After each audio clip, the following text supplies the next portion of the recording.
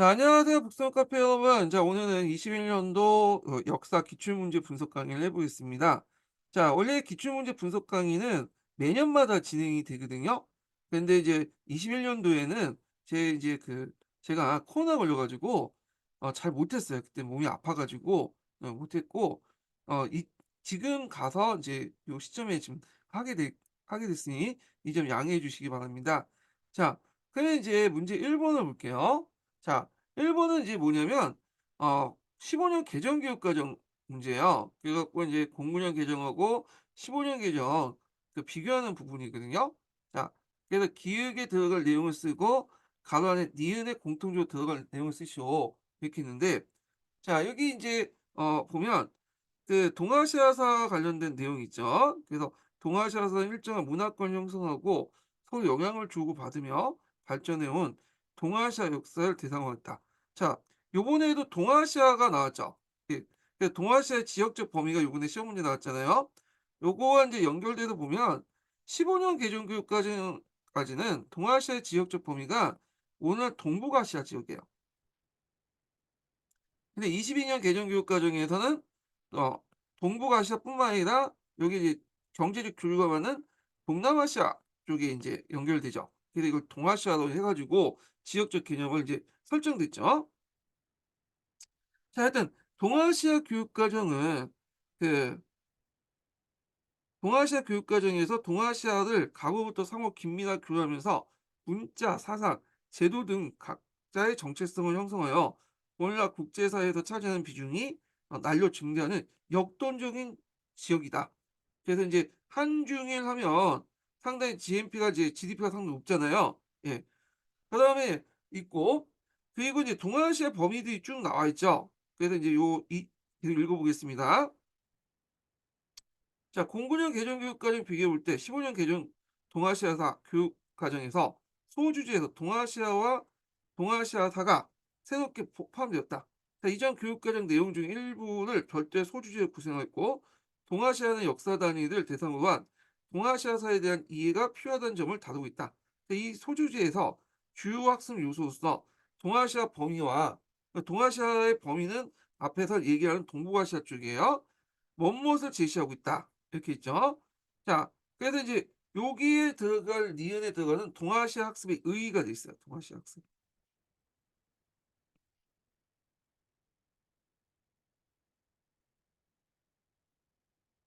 예. 그래서 동아시아 의의, 학습의 의의 이렇게 이제 보고, 자, 그 동아시아 범위는 이제 보통 이제 한중일, 베트남 뭐 여기까지 이제 몽골까지 있고, 그다음에 여기 보면 동아시아 학습의 의의가 이렇게 있죠. 동아시아가 당면한 역사 의식과 문제 해결하기 위해서 각국의 관계와 교제 역사를 이해할 필요성이 한다는 인식이 있다. 있는데 이게 동아시아사의 의의예요. 그래서 요번에 22년 개정 교육까지 넘어가면서 더 이상 15년 개정 교육 과정이 나올 가능성은 별로 없긴 하지만 작년에 나온 거 보면 그 비교하는 문제가 나왔잖아요. 요번에도 그런 약간 22년 개정 교육과정과 15년 개정 과정을 비교하는 내용이 나올 가능성이 있어요. 그래서 요번에 인제 여기 이제 한번 갔다가 해서 이제 다 볼 필요 없는 게 아니라 이런 측면에서 좀 볼 필요는 있다는 거죠.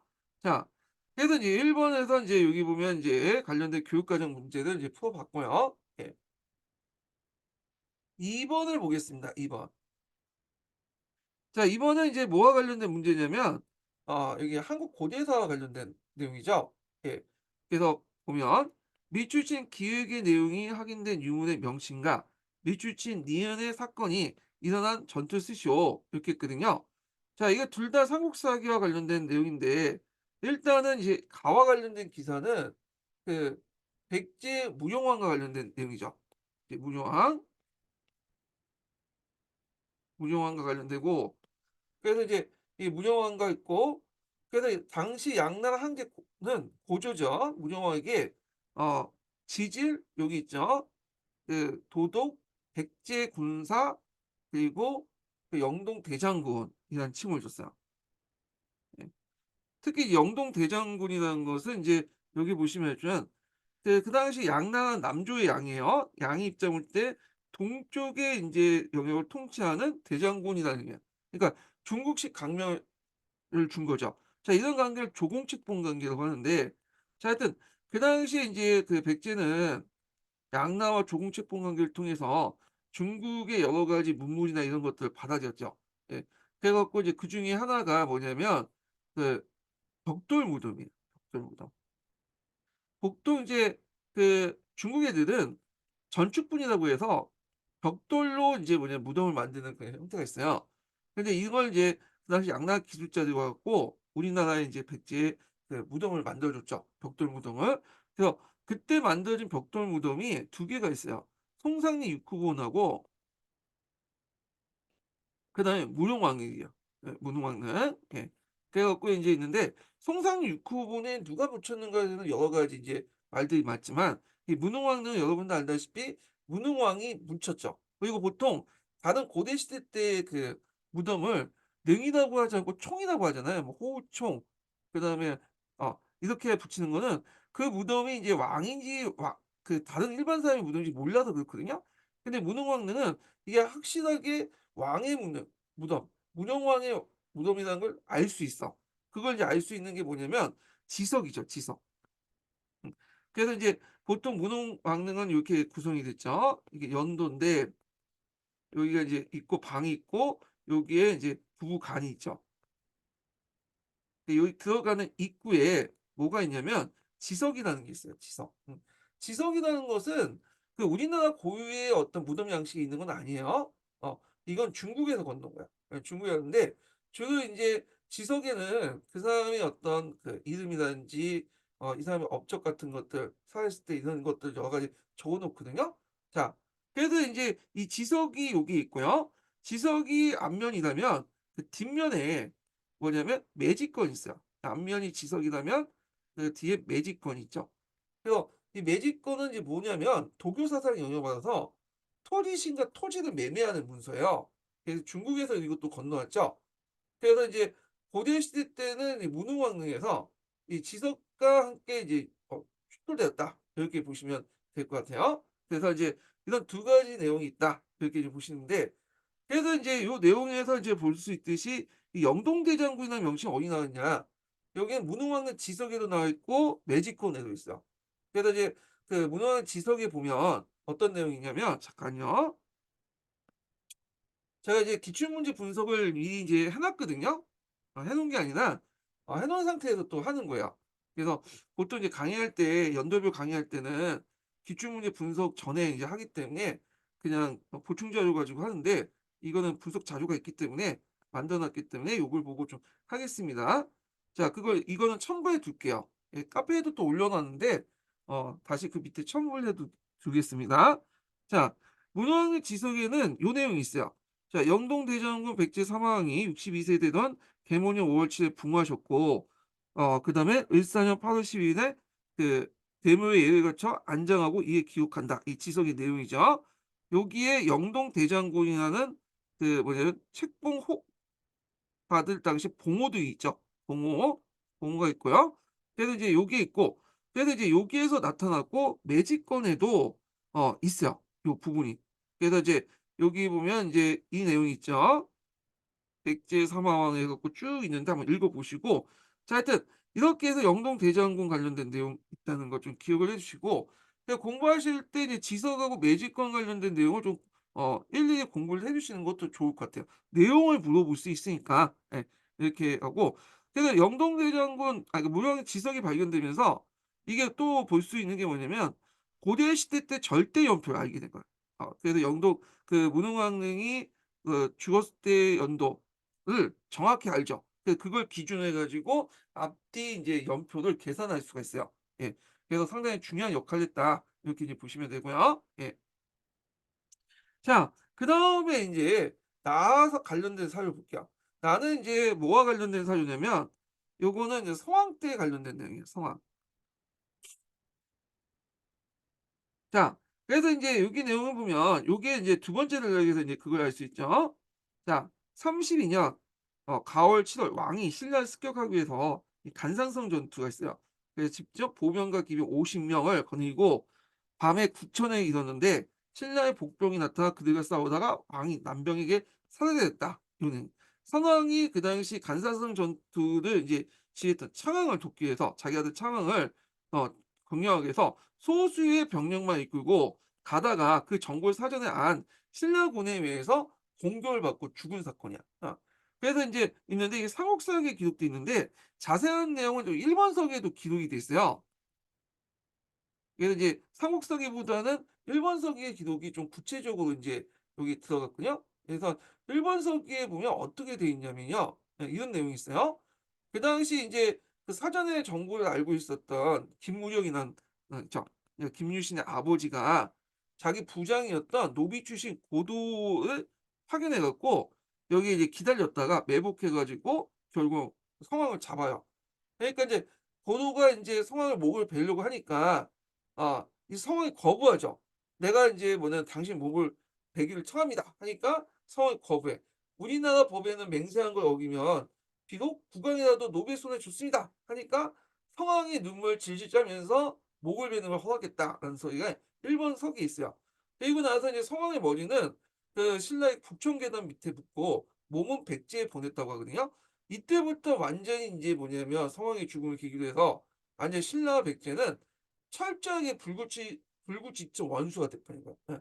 그래서 인제 신라와 백제가 그후부터 끊임없이 싸우고 되는 거죠. 예. 자 하여튼 요 관련된 내용이 여기 있다. 그래서 인제 여기에서 그 사건이 일어난 전투를 쓰라고 했으니까 여기는 간산성 전투 이렇게 쓰시면 되겠죠. 예. 그래서 인제 좀 보시고요. 그리고 요즘에 고대사 관련된 나온 거 보면 되게 객관식 팩트 중심으로 나와요. 어떤 왕, 어떤 그 지명 이런 것들이 나오거든요. 그래서 예전에는 무슨 부채질론이니 뭐 이런 것들이 나왔긴 했는데 요즘에는 뭐 어떤 관점이나 이런 것들이 나오지 않더라고요. 이게 쓰는데 채점하는데 힘들잖아. 분석적 채점을 하는데 그렇고. 근데 고대사 같은 경우에는 사료가 부족하기 때문에 여러 가지 이제 해석이 가능할 수 있잖아요. 그러니까 이런 것들은 나오기가 좀 그렇겠죠. 그러니까 이제 주로 이제 팩트 위주로 이제 공부를 해 주시는 게 좋을 것 같아. 그러니까 굳이 어렵게 공부할 필요 없고 그냥 교과서 정도만 웬만하게 어 알면 웬만한 문제 다 풀 수 있는 부분이거든요. 네. 그래 갖고 있는데 요번에는 좀 약간 팩트긴 하지만 좀 관점이 다른 문제가 나오긴 했어요. 이건 좀 나중에 내일 할 텐데. 그렇지만 대부분은 무슨 팩트 위주로 나오고 요번에 나온 것도 뭐 사택해 가지고 그냥 객관적인 팩트가 나오긴 했죠. 근데 다만 이제 그 문제 분석하는 과정에서 좀 여기에 관점 같은 것들이 대입하고 있는데 자 하여튼 뭐 이건 나중에 좀 얘기할게요. 그치만 그래서 결론은 이제 그 한국 고대사를 공부할 때는 팩트 위주로 봐라. 교과서 정도의 팩트 위주만 보면 거의 99% 맞는다. 그럼 어떤 분은 그럴 거야. 그러면 뭐 거기서 벗어난 문제는 어떻게 하냐. 그건 그냥 풀면 되는 거야. 어차피 남들이 못 맞추는 문제는 어 이게 의미가 없어. 변별력이 떨어지기 때문에. 자 그래서 하여튼 이거는 제 생각에는 이제 교과서만 알고 풀 수 있는 부분이고 그냥 주는 문제 같아 그냥. 요 정도. 자 그다음에 인제 3번 문제를 보겠습니다. 자 3번 문제 보면 어 이게 인제 여기 보면 강화도 조약이 있죠. 그다음에 조선국왕의 조에 대해서 미국 대통령이 국소가 있고 이렇게 있는데 자 그러면 이제 내용을 보겠습니다. 자 여기 보면 "밑줄친 기획의 규정에 따라 일본의 정부를 삼는 법칙을 써라." 어 그리고 이거 있는데 여기 보면 "조선국은 자주국이며 일본 국가 평등한 권리를 보유한다." 이렇게 있어요. 예. 요게 있는데 요게 인제 든 정부에 삼는 법칙에 쉽게 떠올리는 게 뭐냐면 만국공법이죠. 그 당시 국제법이었던 만국공법이라는 게 있어요. 예. 그래서 보통 이제 19 세기 때 이제 제국주의 국가들이 다른 나라 침방할 때 특징이 뭐냐면 조약을 이용한다는 거야, 조약. 그러니까 얘네들이 인제 그전에 왕조 전쟁이 하면서 각가지 조약을 맺으면서 했잖아요. 전쟁 끝나고 이제 조약 맺고 영토 뭐 교환하고 뺏고 그랬잖아요. 이런 것들이 인제 얘네들이 제국주의 국가로 넘어가면서 이런 것들이 확대돼 나간 거야. 그러니까 예전에 보면 이제 보통 그 제국주의 국가 이전에는 공격할 때 그렇게 조약에 신경 안 썼어요. 그냥 영토 점령해 버리거나 아니면 그렇게 하고 그리고 만약에 굴복시킬 때 이제 조약을 좀 쓰긴 했지만 조약이 꼭 필수적인 것도 아니었고 중요한 역할을 하지 않았거든요. 그런데 제국주의 국가들은 이 조약을 상당히 강조했어. 그래서 남의 나라를 공격할 때도 뭐냐면 꼭 조약을 맺고 요 영토를 점령하고 이해관계 그 자신의 권리를 확보하고 그 문서 이렇게 남기고 그러거든요. 예. 이런 것들이 아주 특징이야. 그때 이 조약을 맺을 때 근거됐던 것이 만국공법이죠. 이게 이제 뭐 만국공법을 하지만 실제로는 제국주의 국가들이 만든 국제법이라고 보시면 돼요. 국제법. 그래서 이제 이 만국공법이라는 것은 어떤 내용이냐면 형식적으로 대등한 주권 국가들이 상호 승인에 형성된 국제사회에서 어떤 국가의 위상과 권리 및 그 의무를 강조하는 게 만국공법이거든요. 그렇지만 그 안에 내면을 보면 크게 이제 등급을 나누죠. 그래서 문명국, 반문명국, 미개국을 선언시키고 뭔가 이제 이들 간의 어떤 불평등한 국제 질서를 당연한 것처럼 하는 차별적 인식이 내포돼 있어요. 그냥 겉으로는 평등한데 안으로는 뭐야? 차별적 인식이 있다. 이것이 만국공법이에요. 그래서 이 만국공법이 이제 그 당시 일본, 중국, 조선, 베트남 등 각국의 조약을 맺을 때 서양 제국주의 국가들이 할 때 뭐냐 이 만국공법을 내세웠거든요. 그래서 이제 이렇게 있는데 일본도 한 번 이제 당했죠 미국한테. 그래서 그 당시 이제 뭐냐면 미일 수호 통상 조약 맺을 때 이 만국공법에 의해서 맺었고 예 한 번 이제 학습했잖아 일본이. 그래서 이제 우리나라를 공격할 때 강화도 조약을 맺을 때도 이제 중국하고 이제 뭐냐 중국하고 우리나라는 뭐야 종속 관계 4대 관계잖아요. 근데 만국공법에 내세운 게 뭐죠? 평등한 관계란 말이야. 그래서 이 평등한 관계에 근거를 해서 만국공법을 통해서 요걸 얘기한 거야. 그래서 조선국은 자주국이며 일본과 평등한 권리를 갖는다. 근데 앞에서 말했지만 만국공법이 이중적이라고 했죠. 겉으로는 평등한데 실질적으로 이제 뭐냐면 어떤 국제관계의 어떤 차별성이나 이런 것들을 인정하는 내용이 있어요. 예. 자, 하여튼 근데 이건 여러분도 아실 거야. 이거는 이제 정보고 이걸 왜 이렇게 강조했겠어요? 평등한 권리, 평등을. 이건 중국과의 관계를 단절시키는 우리가 조선이 청나라와 4대 관계를 맺고 있었잖아요. 이걸 좀 단절시키겠다. 그래서 우리가 일본을 먹겠다. 그 의미죠. 근데 중국의 눈치를 또 볼 수밖에 없겠죠. 아직까지 일본이 그렇게 힘이 강한 것이 아니기 때문에 자주라는 말을 썼어. 독립이 아니라. 예. 왜냐면 자주성까지는 중국이 청나라가 인정을 해 주거든요. 조선은 자주의 나라다. 우리의 속방이지만 이렇게 했기 때문에 그래서 자주라는 말을 썼다가 나중에 시모노세키 조약에서는 독립이란 자주 독립의 독립자가 붙은 거야. 예. 이때는 이제 독립한 거죠. 예. 그래서 인제 이렇게 만국공법을 이용해서 인제 뭐냐면 정을 삼았다. 근데 이거는 강화도 지역뿐만 아니라 후에 이제 서양 열강들과 맺을 때 어 그때 이 만국공법에 맺어요. 그래서 만국공법은 꼭 기억을 해 두시고 예전에 이제 구한말에서 만국공법 관련된 내용 나온 게 어느 거냐면 대한국 국제 있죠. 대한국 국제도 이 만국공법에 입각해서 이제 맺었다. 요 내용이 있거든요. 그래서 이제 요런 것들 파악을 해 두시고 요것도 인제 뭐 어려운 책 볼 필요 없어요. 거기 이제 교과서에도 있더라고요. 교사용 교과서에 관련된 그 설명 부분에 있어. 요 부분이.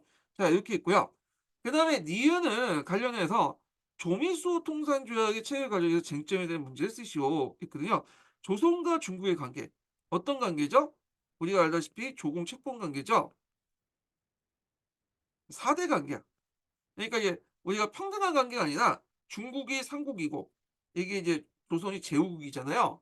이게 한 몇천 년 동안 계속 이어졌던 그 관계인데 자 이게 인제 뭐냐면 쟁점이 됐어. 왜 쟁점이 됐냐면 자 일단 조미수 통상 조약 관련된 내용을 좀 볼게요. 자 이 조미수 통상 조약은 여기에서 볼 수 있듯이 누구하고 맺어진 거죠? 조선하고 미국 간에 맺어진 거잖아요. 그 최초의 서양 국가들과 맺어진 그런 건데 문제는 이 조미수 통산 조약이 맺을 때 누가 개입했냐면 청나라가 개입했어요. 청나라 이용장이라는 사람 있죠. 이용장이 그 당시 개입을 한 거야. 그래 갖고 이제 그걸 이제 체결하는 과정에서 우리나라에서 논하지 않고 어디를 불러 탱징 있죠. 탱징 오라고 한 거야. 그래서 조선의 대표와 그다음에 미국의 대표가 만나 가지고 이 탱징에서 그 당시 그걸 이제 논의했는데 이걸 초안을 마련해야 될 거 아니에요. 근데 초안도 누가 써 줬냐면 이용장이 써준 거야. 그 이용장이 써줘 가지고 이제 이용장 그리고 실질적으로 우리나라 대표는 좀 여기 배제됐지 이용장하고 미국 대표였던 그 당시 슐베트라는 사람이 있어. 그 사람하고 인제 뭐냐면 조약 개정을 논의했던 거야. 그때 이용장이 미국에게 뭘 요구했냐? 우리가 이제 조약을 중재하지 않았냐? 그래서 뭘 요구했 속방 조간을 요구했어요. 속방 조간. 속방 조간은 뭐냐면 조선이라는 그 속방이 그 청나라의 속국이라는 걸 조미수 통상조약에 명시해 달라. 이걸 요구한 거야. 근데 미국 측은 말도 안 된다. 앞에서 만민 공포에 따라서 조선 독립국이라는 걸 강조하고 청의 요구를 거부했죠. 예. 근데 청은 이제 미국뿐만 아니라 나중에 이제 그 다른 서양 여러 열강들하고 이제 그 우리나라하고 이제 뭐냐 주선을 해줬거든요. 그때 속방조간을 요구했어요. 근데 대부분 나라에서는 이제 이렇게 하면 그래 그러면서 이제 속방조간을 이제 해가지고 조선은 청나라 속방국이다 이렇게 명시를 했거든요. 자기 그 조약 안에. 근데 미국과는 이제 이렇게 달리 이제 거절했던 거죠. 예. 근데 이용장이 끝까지 이제 조약안에 속방 명분을 요구하니까 일단 조약은 체결해야 될 거 아니에요. 그래서 슐페트라는 사람이 속방 조간은 좀 그렇고 대신에 속방 조회를 해주겠다는 거야. 속방 조회. 이 속방 조회가 뭐냐? 속방 조간은 그 조약의 명시를 하는 거죠. 근데 속방 조회는 명시는 하지 않은데 이제 뭐냐면 만약에 이제 미국하고 이제 이렇게 외교적인 업무를 할 때 조선 그 외교관이 우리는 청의 속국이라는 걸 밝히는 거야. 아니면 또 뭐냐면 그 매일 그 어떤 국가 간의 어떤 공식 문서 등등에 우리는 그 뭐냐 청의 속방이다. 이런 걸 명시하는 거야. 그래서 조간은 조약에 명시되어 있는 거고 요거는 일종의 구두적 성격이 강해요. 요거는 속방 좀 낮은 단계죠. 결국에는 이제 속방 조회라는 이름으로 그 뭐냐면 간절시켰어요. 예. 그래서 이제 이때 이제 뭐냐면 쟁점이 됐던 문제는 속방 조간이야. 속방 조간. 어떤 분은 속방 조회라고 하는데 이거보다 속방 조간이 더 맞아요. 조약에 명시될 거냐 명시되지 않을 것이냐. 이래서 사대관계 명시 관련된 내용인데 결국에 이거는 안 됐고 속방 조회로 해서 매번 그 미국하고 이제 우리나라 그 공사관이 이제 외교 업무를 할 때 우리는 청의 속방입니다. 이거 밝히거나 그런 것도 있죠. 그래서 이제 이런 것들이 이제 뭐냐면 있다. 그런 것도 좀 기억을 해두시면 되고 그리고 이제 여기 조민수 통상조약은 뭐 불평등 조약이긴 해요. 그렇지만 다른 조약보다는 좀 더 그래도 이제 뭐냐면 평등한 관계에서 맺어졌다. 그래서 이제 예를 들어 협정 관세 같은 것들을 인정을 해주고요. 물론 불평등한 내용이 있는 관세 자주권 침해되는 그 내용이 있지만 협정 관세 같은 것들 이렇게 이제 있고 물론 이제 우리는 이제 미국한테 이런 것도 좋죠. 그 영사 재판권 당연히 주고 특히 일본에게 주지 않은 최애국 대우를 줬어. 그 일본이 이제 최애국 대우를 그 미국이 받는 걸 보고 이걸 갖고 싶어 가지고 결국엔 타협했죠. 그래서 이제 뭐 종전에 그런 조의 수호 통상조약도 이제 그 통상조약도 이제 그 개정하고 그랬는데 하여튼 이렇게 있었다 이렇게 보시면 될 것 같고 다음에는 제 생각에는 조미수호 통상조약 자체가 문제가 나올 수가 있을 것 같아.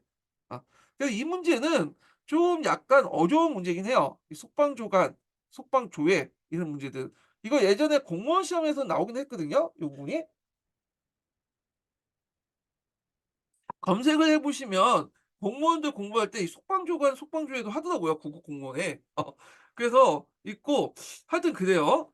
그래서 요 관련된 내용은 우리가 보는 이제 일반 교과서에선 볼 수는 없고 어디에서 볼 수 있냐면 시대사 총서인가?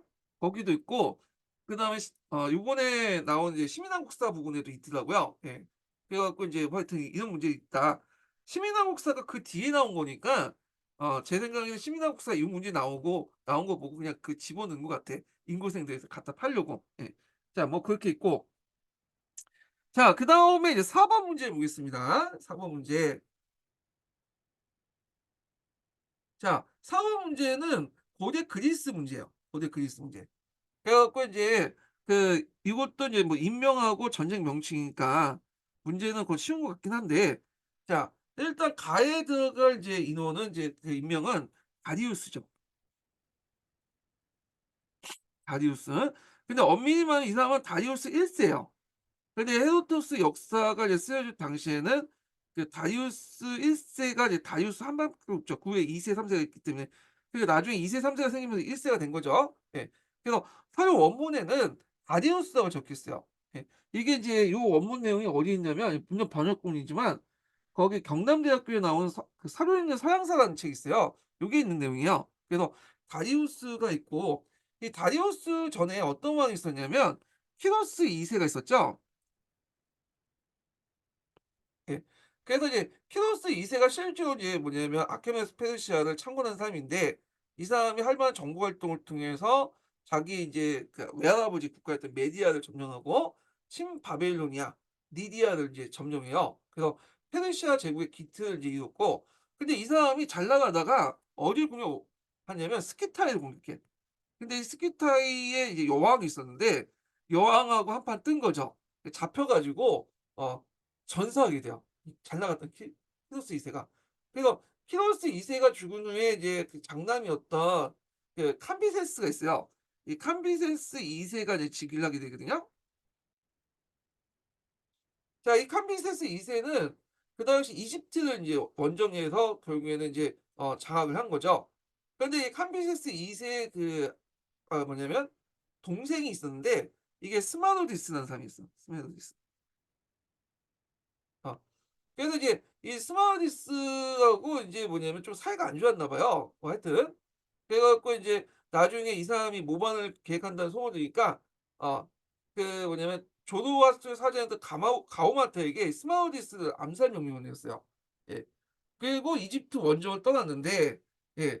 그 과정에서 인제 정복하고 나서 인제 하는 도중에 그 당시 이제 그 하다가 잘 안 됐나 봐. 거기 리디아 쪽으로 가려고 했지만 이집트 정복하고 얘네 거기는 잘 안 돼 갖고 하니까 그 와중에 인제 스마우디스가 죽지 않고 반란을 일으켰어. 어. 그래서 이제 이 스마우디스가 반란을 일으키니까 급히 군대를 불러서 스마우디스를 원정하는 과정에서 캄비세스가 2 세가 급사했거든요. 그러니까 이제 캄비세스 2 세가 죽으니까 그의 동생이었던 스마우디스가 왕위에 올랐겠죠. 예. 근데 이 사람이 좀 약간 뭐냐면 좀 약간 인성이 좀 그래. 그래서 하여튼 뭐 그 얘기를 하다가 결국에는 사이가 안 좋아 가지고 인제 이때 그 뭐냐면 어제 이상하게 뭐 죽었다고 하고 뭐 해 가지고 하여튼 암살당했어요. 그리고 나서 나중에 내란이 일어난 거야. 그 내란이 일어나고 나서 결국엔 집권한 사람이 누구냐면 아 이 사람이 다리우스 1 세야. 그러니까 여기에서 볼 수 있듯이 다리우스 1 세는 그래서 키로스 2 세 직계가 아니에요. 이 사람은 반계열 쪽이에요, 반계열 쪽. 예. 그래 갖고 인제 이때 인제 다리우스 1 세가 자기 동료들을 이제 모아 놓고는 그 당시 이제 7명 재우라고 하거든요. 누가 이제 왕이 될 것인가 가지고 논의를 하고 물론 이제 다리우스 1 세가 인제 왕이 됐지만 그 과정에서 어떤 그 정치 체제가 훌륭할 것인가를 논의를 했던 거야.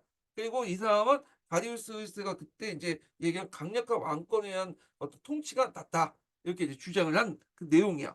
그래서 여기에서 나는 최선의 민주제, 최선의 가두제, 최선의 군주제가 있는데 "군주제가 낫다." 이렇게 주장을 한 거죠. 예. 물론 이 이야기는 여기 출처 확인해 보면 헤로도토스 역사이기 때문에 100% 믿을 수는 없어요. 이 헤로도토스가 와 가지고 그 내용을 본 건 아니잖아요. 예. 지금처럼 뭐 이렇게 녹화를 해 가지고 본 것도 아니고 영상 매체가 발달하지 못한 상황에서 그럼 건너 들었던 걸 적어 놨기 때문에 100%는 믿지 못하지만 하여튼 여기에 이제 다리우스가 어떤 그 강력한 왕권을 통해서 중앙 집권화된 거는 맞죠. 그리고 그게 가능했던 것은 이제 자기가 세습군주가 아니라 이렇게 이제 앞에서 이러한 자기의 어떤 반대 세력들을 제거하는 과정에서 복잡한 과정에서 힘을 통해서 집권했기 때문에 그 강력한 중앙 집권화 정책을 밀어붙일 수 있었다. 이렇게 이제 보시면 되고 요 관련된 내용을 내가 기출문제 분석에서 적어 놨거든요. 제가 요약을 해 놓은 거고요. 자 요거는 참조를 해 주시고 자 그다음에 이제 나와 관련된 사례 볼게요. 요거는 제1 차 페르시아 전쟁이죠. 보통 우리가 이제 페르시아 전쟁은 이제 페르시아와 아테네 연합군이 싸우는 전쟁을 알고 있잖아요. 그래서 이제 페르시아 전쟁은 크게 세 번 했어요. 1 차, 2 차, 3 차. 그래서 인제 있는데 1차 페르시아 전쟁이 일어난 계기가 됐던 사건이 BC 499 년에 이오니아 도시대 반란이에요. 보통 이제 이오니아는 이제 소아시아 반도에 있으면 이 해안가에 그리스 도시 국가들을 이제 얘기하잖아요. 그래 갖고 이제 이오니아 도시 중에 제일 큰 도시가 어디냐면 밀레투스라는 도시가 있어요. 어. 그래서 이제 밀레투스의 지도자였던 아라스타고나스라는 사람이 자신의 확고한 지위를 갖고자 페르시아의 힘을 빌려서 인근의 나소스 섬을 점령하려고 했거든요. 그래서 이제 니디아 책임을 맡고 있는 페르시아 총독이었던 아드타 페르네스가 그 당시 아리스타고나스를 지원의 요청을 받고 병력을 파견했어요. 근데 밀레투스와 페르시아 연합군이 낙소스 정부에 실패하고 만 건데, 그때 이제 페르시아 패배의 책임을 아르스 아라 그 이게 발음이 안 되네. 어. 밀레투스 지도했던 아리스타코라스가 묻자 궁지에 빠진 그가 반란을 일으켰던 거야. 그래서 그 사람이 이제 먼저 스파르타에 도움을 요청했는데, 그때 페르시아는 이제 스파르타는 페르시아 국력을 알고 있었거든. 지원을 거절했고, 대신에 아테네가 페르시아의 공격을 지원해주겠다 약속을 해줬어요. 예. 그래갖고 이제 그때 아테네가 왜 페르시아를 싸우고 있는 이 밀레투스를 도와줬는지에 대해 여러 가지 학계가 있는데, 아마 이제 잘 몰랐을 거다. 아테네가 이제 페르시아 제국이 가지고 있는 영토나 인구, 뭐 군대 규모를 정보가 없다 보니까 그냥 겁 없이 그냥 페르시아에게 도전한 것 같다, 이렇게 보고 있거든요. 자, 결국에는 이걸 하니까 당연히 이제 어떻게 됐어요? 그 당시 다리우스를 가만히 안 두겠죠. 그래서 결국에는 이제 뭐냐면 이오니아 도시들을 이제 반란을 진압하고 더 나아가서 그 배후에 있는 뭐 아테네 같은 도시를 이제 공격하기 위해서 군대를 동원을 했던 거죠. 예. 그런데 이제 군대를 동원해 갖고 이제 아테네 쪽으로 넘어가려는데, 그때 태풍이 돌고 하니까 그냥 물러난 거야. 그러니까 실제적으로 이거는 그 전쟁의 서막이 될 수 있었지만 실제 전투는 별로 없었다. 이렇게 이제 보시면 돼요. 실제 전투는 2차 페르시아 전쟁 관련된 내용이죠. 그래서 요 내용들 보시면 돼요. 여기에서는 이제 그 당시 명령을 받고 있는 그 뭐냐면 누가 마르디누스가 그냥 아테네 침공 과정을 이제 관련된 내용이야.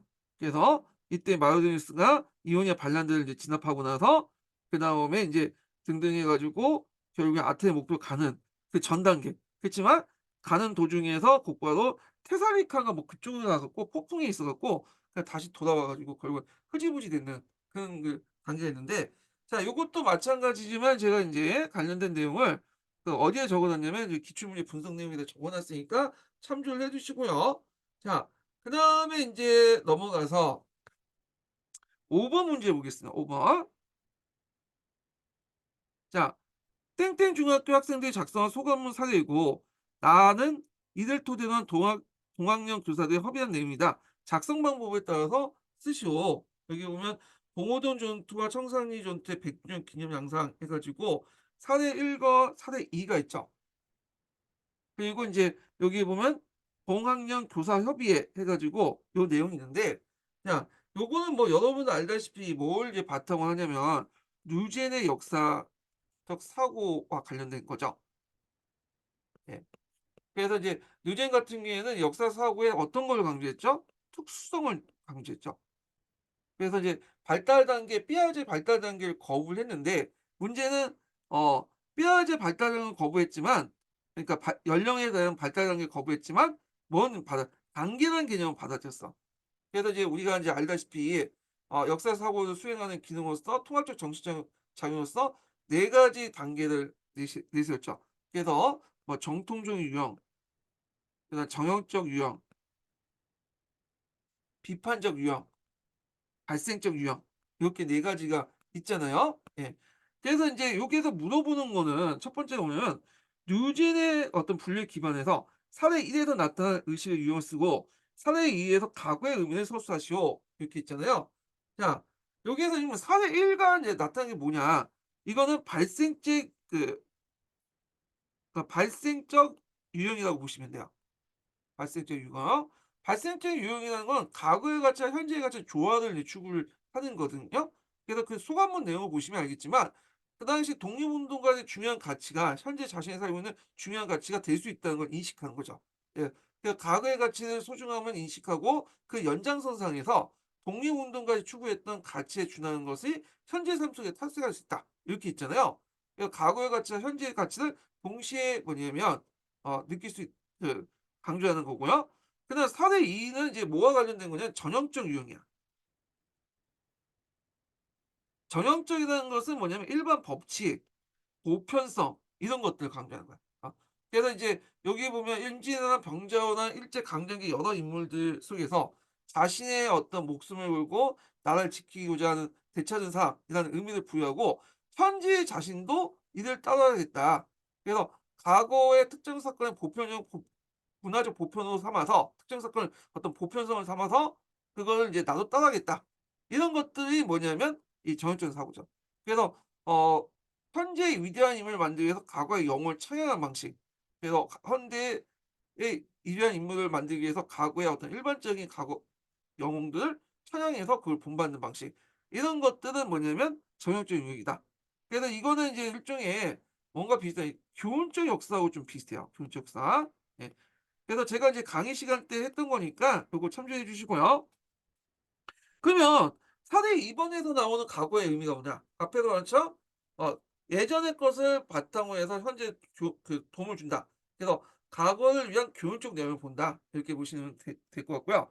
자, 요거 관련된 내용은 어디에 있냐면 어 입농가 구상이라는 책이 있어요.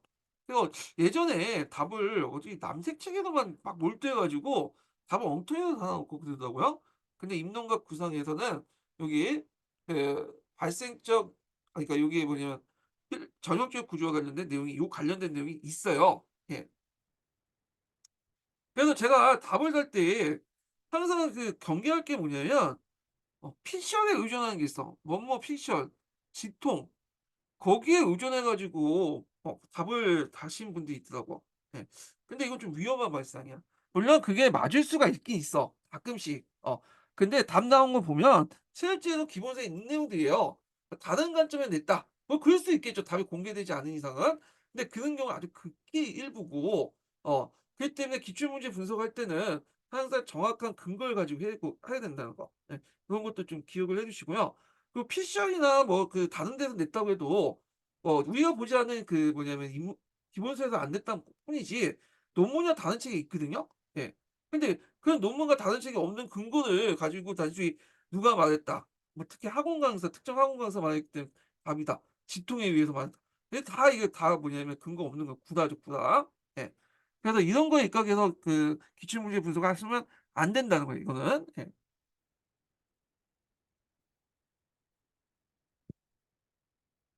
자, 하여튼 이렇게 있고 그다음에 인제 또 여기 동학령 교사 평의 협의회를 인제 볼게요. 이거 너무 내용이 많아 갖고 답을 찾아서 인제 역순을 이제 해 갖고 추론을 하는 방식으로 하겠습니다.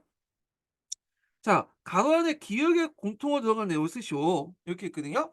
자, 여기에 보면 역사 의식 관련된 내용이 있어요, 역사 의식. 보통 역사 의식 같은 경우에는 상당히 정의하기가 어렵죠. 이게 어려워. 어 근데 이제 기본서에 보면 크게 역사 의식을 두 가지로 나누거든요. 일반적인 역사 의식 그리고 인제 우리가 말하는 역교론에서 말하는 역사에서 말하는 역사 의식. 그래서 역사의 발달 같은 것들을 얘기하는데 여기에 뭐 사회적 역사 의식, 심리적 역사 의식 이렇게 나누고 여기는 일반적 역사 의식이야. 예. 그래 갖고 요거는 이제 뭐 파란책이나 남색책에 보통 우리가 인제 역사 의식이 하는 거 구성 요소들을 얘기하는 거거든요. 여기 기억에 들어갈 거. 요게 이제 결론적 기억에 들어갈 것은 뭐냐면 요거는 존재 의식이죠. 존재 의식. 그래서 역사의식에는 역사의 변화와 계속성을 파악하는 시간의식 측면과 역사 속에서 자신의 위치와 역할을 깨는 존재의식이며 자아의식이죠. 존재의식이란 역사의식을 가지게 되며 이건데 요거 그대로 인제 남색책에 있는 기본서에 있는 내용을 냈어요. 근데 요즘에는 요렇게 기본서에 있는 내용을 약간 변형해 갖고 요게 기입 형식으로 문제 내는 걸 되게 좋아하더라고요. 아마 이게 분석적 채점 방법에 딱 맞는 것 같아. 서술형보다 분석 채점하기 편하잖아요. 예. 딱딱 떨어지고. 이런 식으로 내면 좀 문제가 있긴 하는데 많은 인원수를 가지고 이제 짧은 시간에 채점하려면 어쩔 수 없는 것 같아요, 이것도. 예. 우리가 이제 아는 이제 논리적이고 창의적이고 그런 것들을 키우면 좋긴 좋은데 이거는 장시간에 많은 인력을 투입해 갖고 해야지 이제 판단할 수 있는 건데 요렇게 한두 번에 의해서 결정된 시험은 좀 힘들죠. 하여튼 이런 일반적 역사의식 관련된 내용을 제가 여기에다가 좀 정리를 했어요, 남색책을 기준으로 해서. 그래서 기출문제 분석을 보시면 적어 놨는데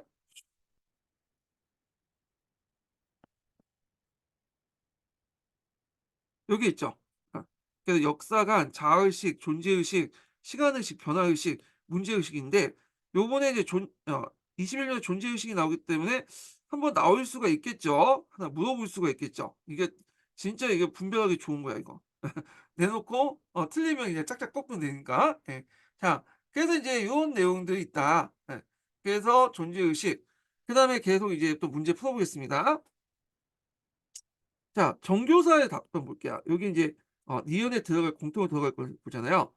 저는 소감을 통해서 학생들의 역사인식에 대해 더 잘 이해할 수 있다고 드렸어요. 그래서 소감문에는 몇 가지 역사의식 유형이 발견되는데 그래서 이제 앞에서 이제 뉴젠의 역사의식 관련된 거예요. 그래서 사대 1보다 사대 2와 같은 유사 방식이 많이 보입니다.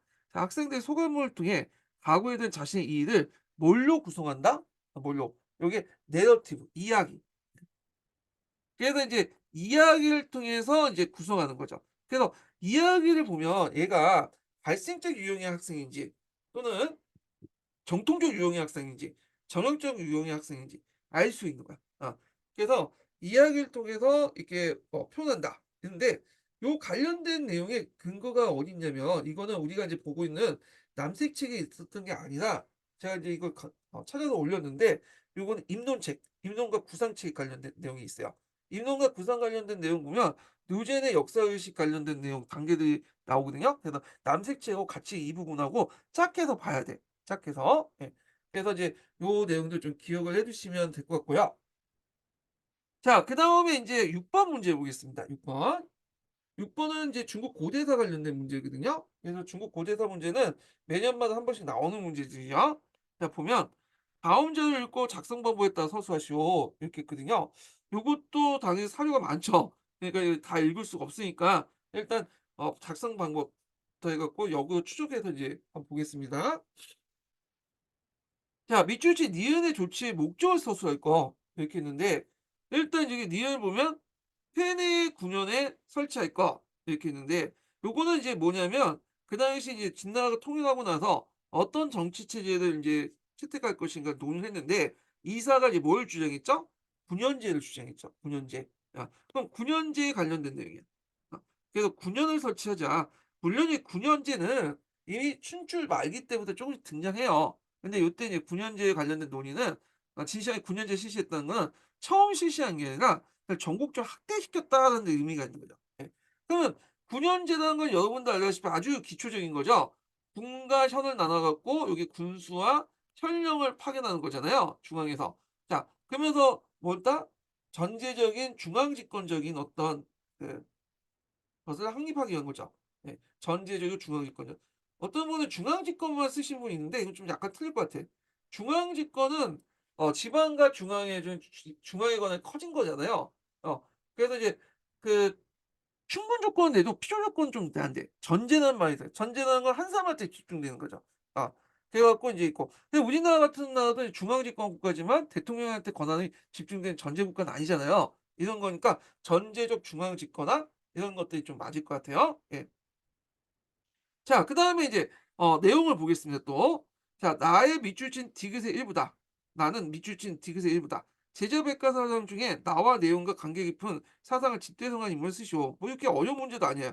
이거 뭐 동계 정도 읽으면 그냥 풀 수 있는 건데 자, 일단은 나를 보면 "사건을 심리할 때 기록된 진술에 근거하여 사건을 추적하고 조사해야 된다.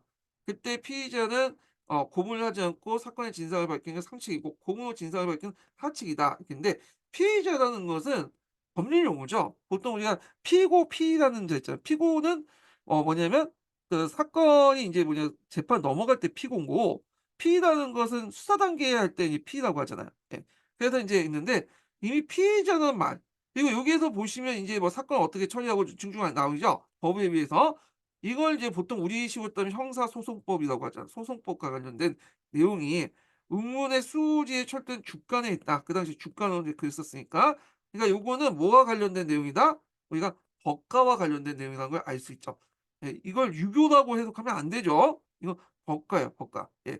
그래서 이제 이 법과와 관련된 내용인데 자 이게 물어본 게 밑줄 친 디귿의 일부다. 그러니까 법령이 이게 디귿의 일부니까 법과와 관련된 직률이라고 하죠. 직률의 어떤 일부가 요 나와 관련된 내용인데 제자백과는 나와 내용과 관련된 건 아까 법과고 요걸 집대성한 사람은 어떤 사람일까요? 우리 한비자라는 사람이죠. 이건 쉽게 풀 수 있는 거야.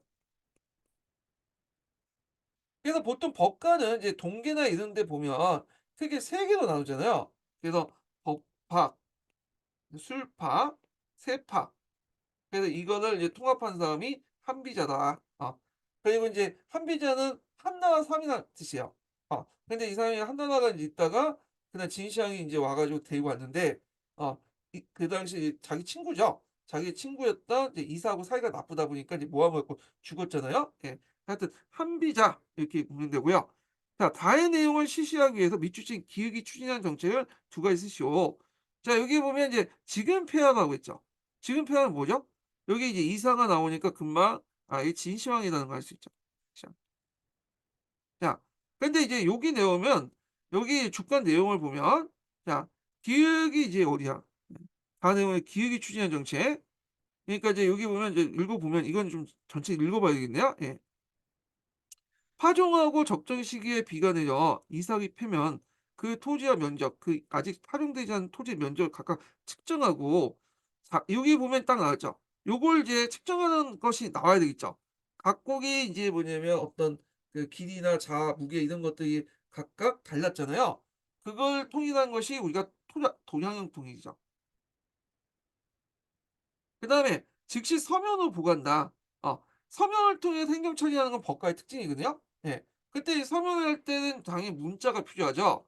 근데 그 당시에 문자는 우리가 알다시피 이제 전서체, 소전이라고 이제 하는 건데 하여튼 문자를 통했다. 그리고 근데 여기에서 기록은 그 소전체로 기록된 게 아니라 한나 때 기록된 예서체로 기록됐어요. 진나 때인데. 그러니까 예서가 한나 전환시대 때 그리고 그다음에 해서로 넘어가잖아요, 후한 때. 근데 예서체가 이미 여기 나온 거야. 그래서 우리가 전서가 이제 그 당시 진나가 통일한 문자라고 알고 있는데 이 주간 기록은 예서체로 적혀 있어요. 좀 그렇지만 여기에서 인제 이런 거 쓰면 안 되고 문자 통일 이렇게 쓰면 돼요. 전서체 통일하면 좀 그래. 왜냐면 이거 자체가 아까처럼 예서체로 적혀 있는 거예요, 예서체. 예. 그래서 항상 이제 뭔가 우리가 전서라고 이렇게 도식화시켜서 외우고 있지만 실질적으로는 좀 틀린 게 많다. 근데 우리가 굳이 뭐 이렇게 학문적인 어떤 논의를 따지는 건 아니잖아요. 그러니까 뭐 그냥 문자 통일 이렇게 보시면 되죠. 그래서 이게 문자 통일을 이제 통해서 문서 행정이나 이런 걸 원활하고 의사소통을 하기 위해서 그렇게 했다. 이렇게 이제 보시면 되겠죠. 예. 자, 그래서 인제 이렇게 해서 진시황의 업적 관련된 내용이 풀어봤는데 여기에서 보시면 알겠지만 뭐 목적이라든지 요 부분들 다 뭐냐면 그냥 동계 부분을 인제 볼 수 있는 거고 요거는 좀 약간 근거가 없어요. 저도 이 근거를 정확하게 찾으려 했는데 찾지 못했어요. 왜냐면 이 사료 자체가 요거와 연결돼서 뭐냐면 서술된 내용이 없었거든요. 그냥 아마 인제 그 출제 교수님께서 그냥 자기가 기본적인 배경 지식을 가지고 그냥 어떤 적용하는 식으로 문제를 낸 것 같아. 예.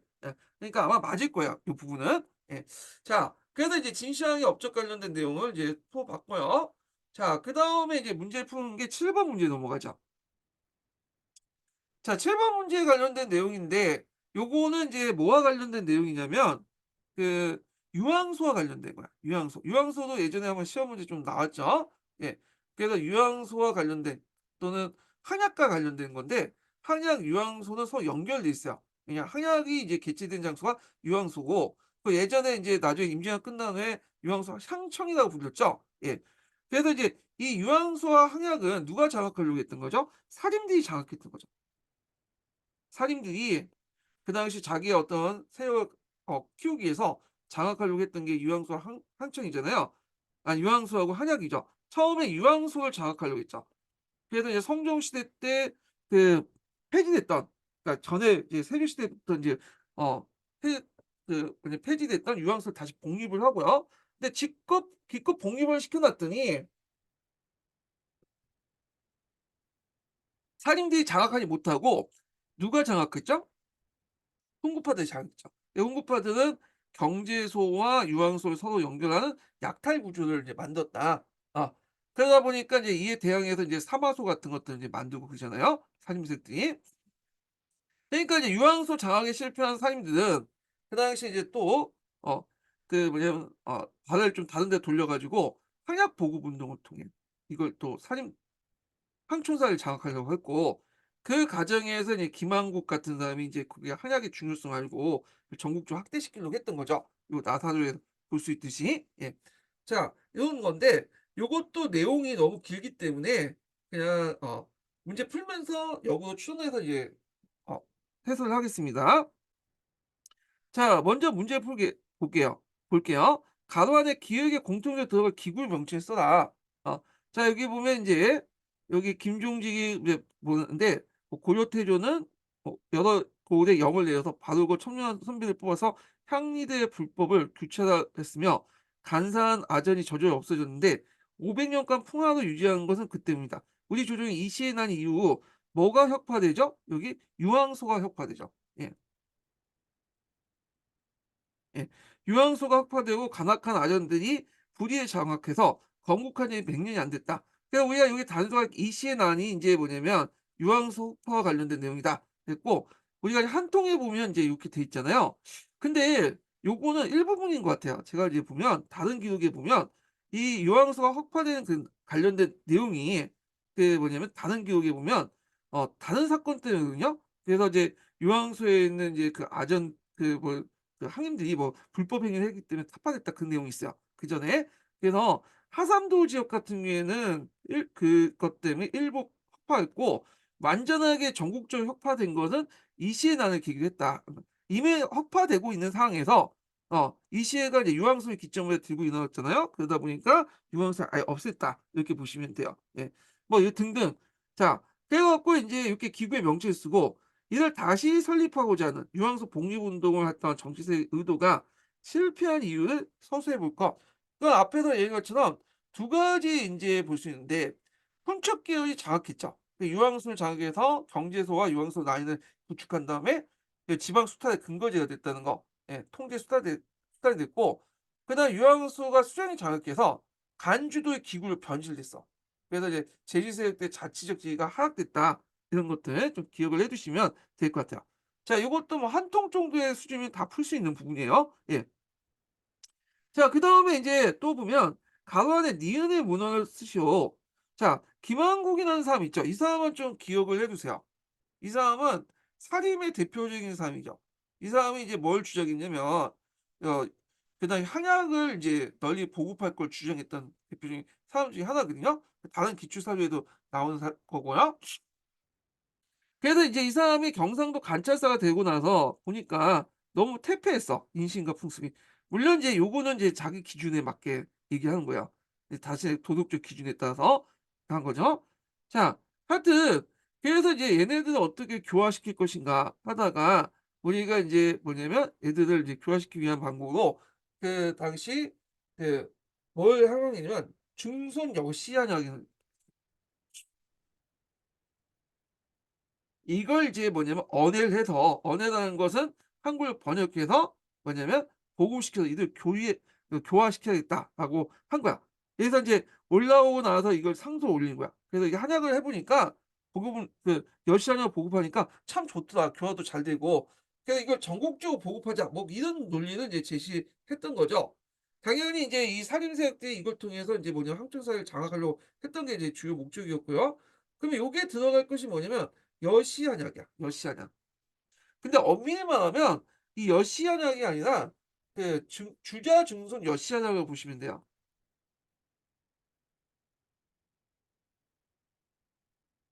한자 원문에는 여시한약으로 돼 있긴 했는데 실제 주자증손 요시한약이 이게 정확한 말이에요. 여시한약이란 것은 여시 형제가 만든 한약이라 뜻이에요, 중국에서.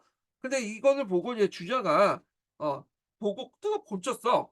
그래서 좀 잘릴 부분 다 잘라 버리고 좀 보충할 건 보충해 갖고 만든 것이 주자증선 여시한약이고요.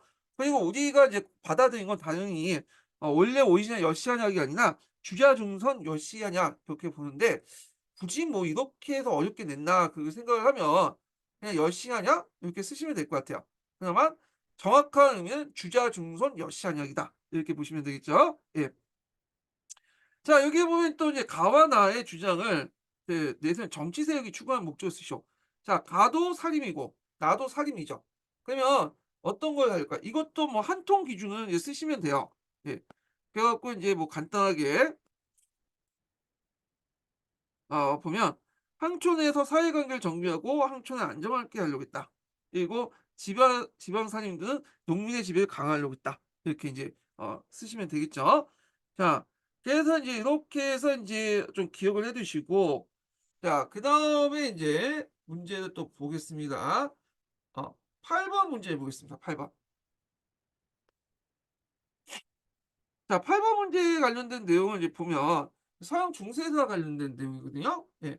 그래서 이제 서양 중세사 때 이제 필립 4 세하고 그 당시에 이제 그 교황하고 대립을 했었잖아요. 네. 보니파키우스 8 세죠. 예.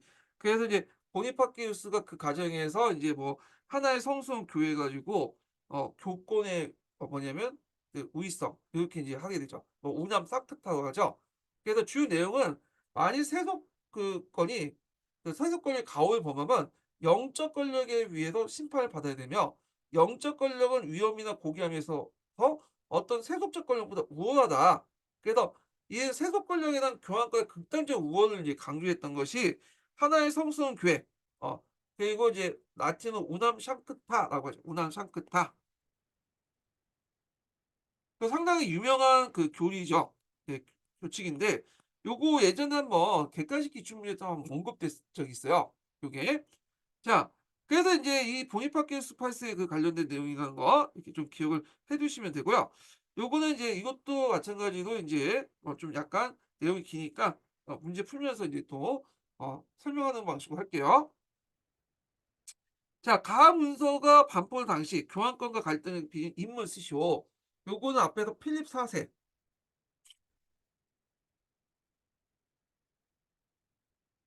자, 그 갈등의 이유를 쓰시오. 이렇게 했는데 일단은 그 당시 필립 4 세가 상당히 전쟁 중이었죠. 전쟁을 하고 있었어요. 그래서 이제 필립 4 세가 인제 전쟁 중이니까 돈이 많이 필요하죠.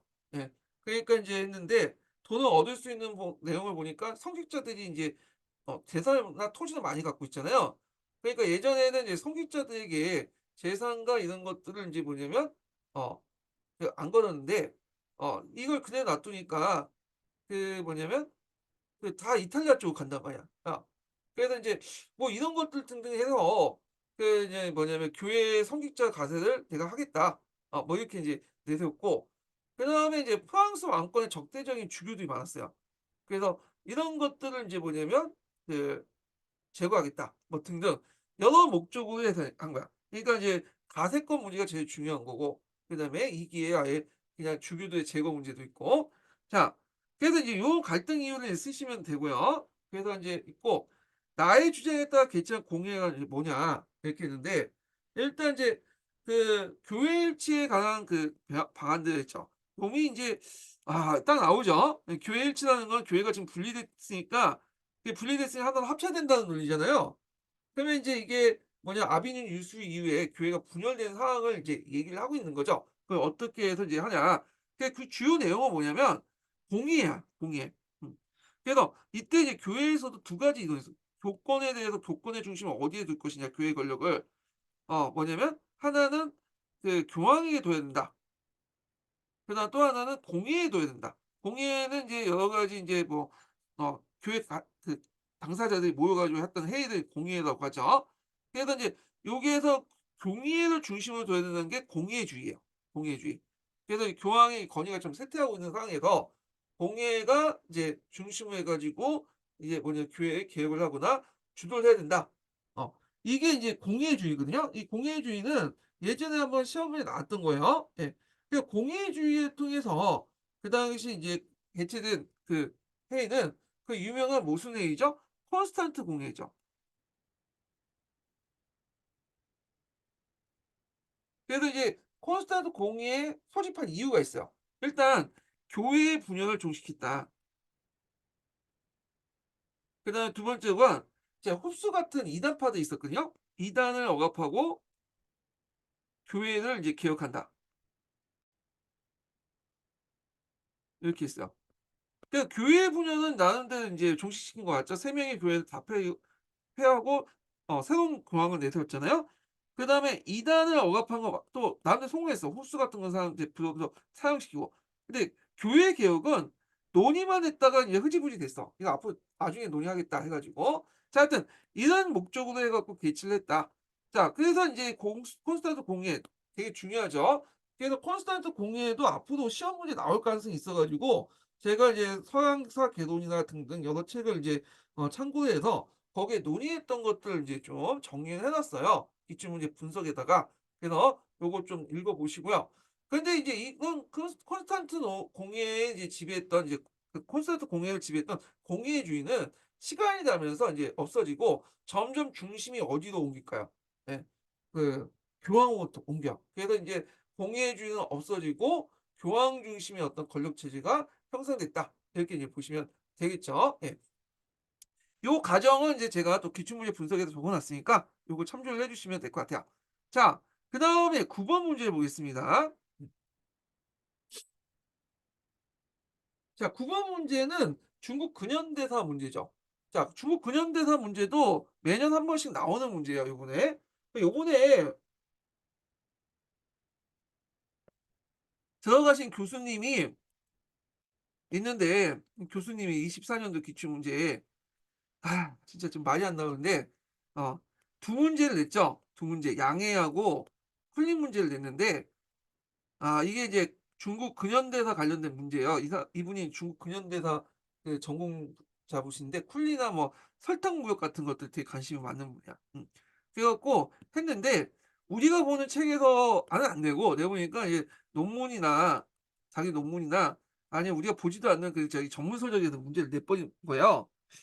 근데 문제는 이 교수님이 젊다는 거죠. 저보다 나이가 좀 어리신 것 같아 보니까. 한 두세 살 정도? 그래서 40대 후반 정도니까 어떻게 매년은 안 들어가겠죠. 매년은 안 들어가는데 제 생각에는 뭐 건너 한 5 년에서 뭐 5년 정도 기준이면 3년 정도? 2-3 년? 젊으니까 자주 왔다 갔다 하겠죠. 그 10년 정도는 계속 그 교수님이 들어갈 확률이 높아요. 그러면 이게 근현대사가 이런 식으로 문제 나와 버리면 공부가 의미가 없어. 예. 의미가. 뭐 동계, 신동계, 한이중 심지어는 이게 뭐 심화서적까지 해 갖고 뭐 거기에 이제 근현대사 책 읽어도 이거 뭐 논문집을 다 볼 수는 없는 거잖아. 그래서 의미는 없긴 없어요. 근데 물론 그 교수님이 안 들어가는 해에서는 좀 문제가 좀 쉽게 나올 수 있 뭐 쉽다고 해도 어려운 것 같아.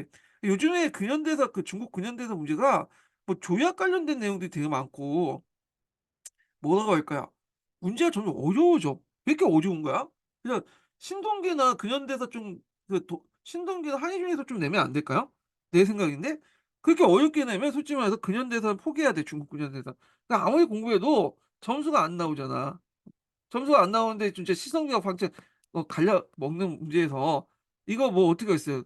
차라리 그 시간에 점수 나오는 부분에서 집중 공부하는 게 훨씬 더 효율적이죠? 예. 좀 그래요. 그래서 공부하기 좀 힘들어졌어 좀. 예. 예전이 그리운데 아직까지는 21 년도 기출 문제까지는 그래도 양호한 거예요 이게. 보시면 알겠지만 요거는 되게 평이하게 됐어요. 그래서 착한 교수님이 들어가서 인고생들 생각해서 그래 하면서 이제 낸 것 같아. 이거 보면. 자 문제 볼게요. 자 요게 보면 인제 뭐와 관련된 내용이냐면 이홍장과 관련된 내용이죠. 이홍장하고 인제 그 당시 위화도 해군하고 뭐 위화도 해군이란다. 의하단 그 반란 있죠. 그래서 이홍장과 인제 그 관련된 내용, 의하단 사건 반란과 관련된 내용이고 다만은 이제 뭐냐면 이제 철도 국유와 관련된 내용이죠. 뭐 이렇게 있는데 자 요것도 인제 좀 문제 보면서 역으로 추론하면서 이제 설명하겠습니다. 자 가로 안에 기역에 공통적으로 들어간 간직의 명칭 쓰고 자 요게 이제 기역에 들어갈 것이 뭐냐 하면 이게 지게총독이야, 지게총독. 보통 우리가 인제 그 이용장 하면 북양대식으로 유명한 북양 해군을 가지고 있었잖아요. 물론 이제 청일전쟁 때 말아먹긴 했지만 그렇지만 이용장이 여러 가지로 제일 지게총독이 되게 유명해요, 이 사람이. 이 지게총독은 어 이게 있는데 이걸 총독이라는 것은 뭐냐면 요걸 좀 이해하기 위해서는 청나라 때 지방 행정 관료들을 좀 봐야 되는데 보통 한 개성을 지배하는 이제 사람이 순무라고 하죠. 순무 보통 한 개. 그래서 이제 있고 그다음에 총독이라는 것은 보통 한 개에서 세 개 정도를 가나다는 그 지역을 지방을 말해요. 예. 그래서 인제 있는데 보통 중요한 곳 같은 경우에는 인제 한 개 총독이 한 명이 총독이 있고 순무도 한 명 있어요. 그러니까 지계 총독이라는 것은 그 북경을 주변으로 둘러싸인 지역. 오늘날 경기 지역이니까. 서열이 되게 높죠. 그래서 경기 지역엔 지계 총독이 있고 지계 순무가 있어. 예. 그래서 인제 있고 그다음에 총독과 순무의 관계는 상하 관계가 아니야. 여기가 좀 약간 등급이 높긴 하는데 상하 관계는 아니에요. 서로 견제하는 관계예요, 이게. 그래 가지고 인제 보통 지계 총독은 총독과 순무 중에 서열이 제일 높은 관계예요, 등급상. 상하 관계는 아니지만 서열이 좀 높은 관계, 제1의 관계 자리다. 그래서 지계 총독을 했다. 이렇게 보시면 될 것 같아요, 이 사람이. 자, 그래서 인제 이 사람이 인제 이렇게 했고 지난해 경사해변이 발생하자 대학사는 정권 대신으로 투표했는데 이 사람이 또 인제 지계총독이라고 해서 알 수 있는 것이 뭐냐면 요때 위화단 운동 때 그 간직이 지계총독이었어요. 그래서 인제 요걸 이제 알 수 있는 거고. 자, 그래서 이거는 그냥 동계 정도를 읽고 그냥 감으로 때워 맞히는 그런 문제인 것 같아. 그냥 웬만하면 좀 쓰신 분들 많을 거예요. 자, 경사해변이라고 했는데 요 말을 의미를 이해 하시 못한 분들이 많더라고요. 경사가 뭐죠? 경사가 일단 경사는 수도를 의미해요. 수도. 서울 경자잖아 여기.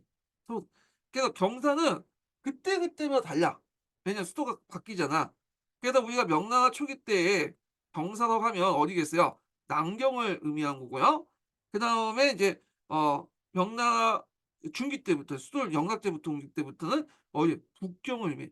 그래서 그 영락제 이후부터 경사의 의미는 북경을 얘기해요. 북경이 변이 일어나는데 뭘 변이 일어났냐. 그래서 이제 뒷문장을 통해서 추론해 보면 되죠. 대학사는 그 당시 이제 정권 대시를 특파하여 이용장을 얘기하는 거야. 각국 사신과 하약을 맺었다.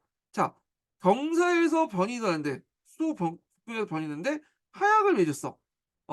그 이용장이 인제 뭐냐면 그 뭐냐 그 부양대신으로 있을 때야. 딱 보면 이제 뭐냐 의아당 운동 관련해. 의아당 운동 때에 의아당이 그 당시 북경을 인제 도니까 거기에서 인제 그 여러 가지 누가 서양 세력들과 대립을 했었잖아요. 그러다가 이제 의아당을 진압하는 데서 서양 세력들이 들어와 갖고 의아당을 진압하면서 여러 가지 약탈을 하죠. 이게 인제 경사의 변인 거야. 그래서 의아당 운동 과정에서 그 당시 그 뭐냐면 서울에 그러니까 그당 북경에 일어났던 여러 가지 뭐냐면 변들 이런 것들을 이제 쓰시면 돼요. 그래서 이제 보면 8 개국 연합군이 북경을 함락하고 약탈했다는 거. 그 이하원이 소신됐죠. 그 북경에 들어온 이제 연합군이 각각의 점령구를 설정해서 분할 통치했죠. 이런 것들. 그래서 이제 외화당 운동 과정에서 북경에서 일어난 그러니까 연합군들이 들어와 가지고 벌 행패를 일으켰던 그 내용을 쓰시면 된다. 이렇게 보시면 되고요. 자, 그래서 인제 있고 밑줄지 디귿의 내용 중에 간제개편과 관련된 항목을 쓰시오 이렇게 있거든요. 하약. 요 하약이라는 것은 인제 무슨 하약일까요? 위화단 운동을 진압하고 나서 청나라와 맺어진 하약을 말하죠. 각국이 신축 하약이죠. 베이징 위정서라고 또 하는. 근데 요게 뭐죠? 조건을 달았어, 조건을. 간제개편과 관련된. 그래서 신축 조약 중에 간제개편 관련된 내용은 뭐냐면 총리하문을 없애고 외교부를 설치하고 육부 위에 둔다. 이 내용이야. 간제 기업 관련된 내용이. 자, 그다음에 인제 마지막 문제 풀어보겠습니다. 자, 여기 보면 밑줄진 미은의 이유를 쓰시오. 이렇게 있거든요. 자, 여기 보면 그 자, 여기 보면 인제 그 "철도의 대차관은 혁명의 직접적인 도화선이 되었다." 이렇게 했는데 이거는 뭐예요? 철도 국유화죠. 철도 국유화. 그래서 그 당시 인제 친기 내각이 등장하니까 자금줄이 딸리잖아요. 그러니까 철도 그 당시 민영화 운동을 하고 있었는데 이걸 다시 국유화해 가지고 그 당시 이걸 담보해 갖고 철도를 인제 그 열강대에게 그 뭐냐면 자금을 끌어들이려고 했죠, 차관을. 그래서 철도 국유화를 청조가 열강대에게 철도 국유화를 통해서 청조가 열강대에 철도 이권을 다시 내주는 행위를 하기 때문에 반대했다 이렇게 쓰시면 돼요. 예. 그래 갖고 요게 이제 내용들 기억을 해 주시면 되고요. 그래서 철도 대장간은 홍해 지하수니까 신해혁명의 원인 중에 하나가 철도 국유화고 이것이 인제 그 당시 철도 민영화하는 과정에서 그다음에 철도 이권을 천주가 다시 내주는 행위로 파악해서 정부에 반대했고요. 당연히 거기에 이해관계도 있어요. 민영화하는 과정에서 신사계층들이 자본을 투자했잖아. 근데 거기에다 이제 그 신사 밑에 있는 이제 똘마니들 농민들도 신사들의 간접적인 압력 때문에 또 자기 돈을 냈거든. 그래서 어느 날만 그 주식이나 코인에 돈이 몰려 있는 거지 철도에. 그런데 이제 갑자기 와 가지고는 뜬금없이 청나라가 "여기가 이제 철도를 국유화시키겠다." 이렇게 해 버리니까 들고 일어난 거지. 그 완전 돈 투자한 거 날아가 버린 거죠. 예. 그래서 이제 요런 상황을 이제 좀 이해를 해 주시면 될 것 같아요. 예. 자, 그다음에 이제 넘어가서 10번 문제를 풀어 보겠습니다. 이거는 뭐와 관련된 내용이냐면 그 당시 미국에서 일어난 이런 그 남북 전쟁 관련된 내용이에요. 그래서 이렇게 있는데 자 그러면 이제 문제를 한번 볼게요. 자 다음 자료를 읽고 작성 방법에 따라 서술하시오. 이렇게 있거든요. 자, 땡땡 주의 주민들은 연방 정부가 미국 헌법을 빈번하게 무시하고 각 주가 가지고 있는 고유한 권한을 침해했으며 이는 미국 연방을 탈퇴 선언한다.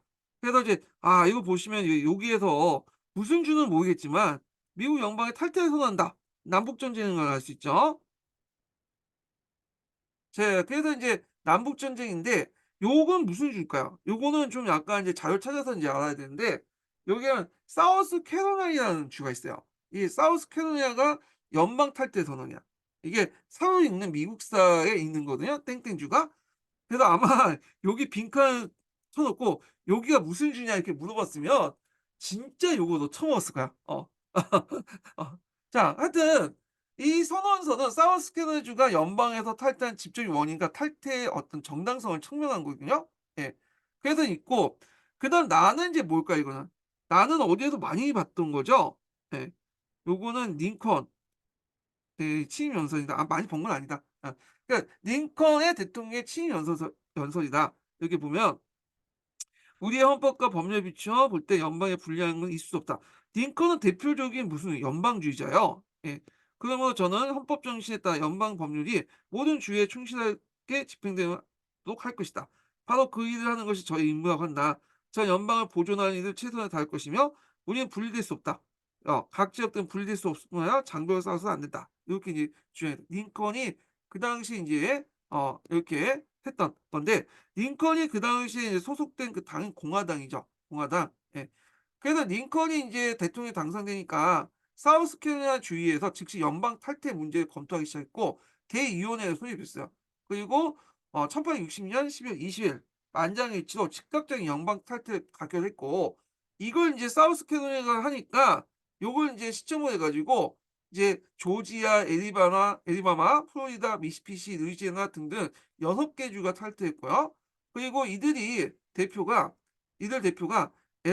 엘라바마에 주요했던 몽골맨이 모여 가지고 결성한 국가가 뭐냐면 미국 남북 연합, 아메리카 연합이죠. 예. 그래서 이 결성한 국가는 뭐냐면 미국 남부 연합, 약칭 아메리카 연합 이렇게 보시면 돼요. 그러니까 어떤 책에서는 이제 아메리카 연합이라고 돼 있고 어떤 책에서는 뭐 남부연합이라고 돼 있는데 이건 번역하는 과정에서 그렇게 이제 불려진 것 같아요. 예. 우리나라도 뭐 이렇게 뭐 국가명이 있잖아요. 한국도 있고 대한민국이라고 또 부르고 그러잖아요. 예. 뭐 이렇게 있다는 거. 그러니까 나의 입장에 포명한 정당의 명칭을 써라. 이게 이제 공화당이죠. 공화당. 이 공화당은 지금이야 인제 민주당하고 공화당 양당 체제니까 오래된 그 당이지만 그 당시에는 그냥 신생당이었어요. 그래서 그 당시 공화당 같은 경우에는 그 당시 인제 그 뭐가 있었냐면 양당 제도가 이제 민주당하고 시그당이었거든요. 예. 근데 이 시그당 안에 뭐가 있었냐면 남부 쪽에 사람이 있고 북부 쪽에 있었어요. 그래서 남부 쪽에 있는 시그당 애들은 이제 뭐예요? 얘들 노예를 찬성하는 인물들이고 북부 쪽에 있는 시그당 애들이 노예를 반대했던 인물들이야. 그래서 시그당에서 갈려 나온 게 공화당이고요. 그 민주당 안에서도 또 뭐냐면 그 반대 물론 다수가 인제 노예제를 이제 찬성하는 사람도 있지만 민주당 소수 중에 북부 쪽에서 있는 사람도 있잖아. 이 사람들은 노예제를 반대했던 거야. 그러니까 이들 일부가 또 공화당으로 들어간 거야. 그래서 그 당시에 인제 양당 체제가 민주당에서 시그당에서 민주당에서 공화당으로 이렇게 뭐냐면 바뀌었죠. 그런데 이제 그 당시에 공화당이 신생 정당인 대 링컨이 대통령이 될 수 있었던 게 뭐냐면 어 정당이 분열이 돼 버린 거야, 분열이. 그래서 민주당 같은 경우에 대선 후보가 이제 여러 명이 나왔던 거죠. 그래서 단일 후보가 아니라 그 민주당 뭐 시그당 안에서도 시그당 한 명 나오고 그다음 공화당 나왔는데 민주당이 분열됐어. 민주당이 이제 뭐냐 2 명의 후보가 나왔던 거야. 뭐 노예제 찬성이나 노예제 반대. 근데 표가 분산이 됐던 거예요.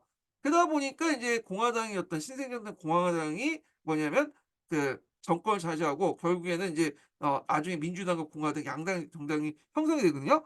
그래서 미국의 정당사 같은 게 여러분 잘 모르실 텐데 요게 제가 인제 그거 관련된 도표를 적어 놨거든요. 이게 몇 페이지야? 잠깐. 59 페이지네요. 여기 보면 분석지 보면 59 페이지에 제가 여기 검색해 보니까 이게 나오더라고요. 예. 그래 갖고 여기 보면 여기 이제 시그당이라는 당이 있죠. 여기 있고 그다음 민주당이 있는데 이 시그당이 노예 문제 때문에 두 개로 나눠지고 그리고 민주당은 이제 주류가 여기 노예제 찬성 국가 찬성인데 남부를 기반인 이 중에 일부가 이제 공화당에 들어갔고 그다가 선거했는데 이게 시그당, 민주당이 두 명의 대통령이 나왔고 공화당이 이제 갖고 이렇게 분열한 거죠. 그래서 결국에 공화당이 있고 그 후에 이제 양대 정당이 형성이 됐던 거죠. 그래서 민주당 같은 경우에는 이제 남북 정전 당시에 남부를 대변하는 주였고 정당이었고 공화당은 북부를 대변하는 주였죠. 그래서 이제 대립을 했다가 결국 공화당이 승리했잖아요. 근데 시간이 지나면서 1960 년대 들어서 바뀌어요. 근데 60 년대 들어서 인제 민주당 같은 경우에는 이제 그 당시 케네디 대통령이나 이런 사람들이 뭐 민권 정책을 내세우잖아. 그래서 그 당시 흑인들을 위한 여러 가지 정책들을 하니까 이 당시 민주당의 보수적인 사람들이 공화당 쪽으로 넘어가 버린 거야. 그리고 공화당의 진보적인 사람들이 민주당 쪽으로 넘어간 거죠.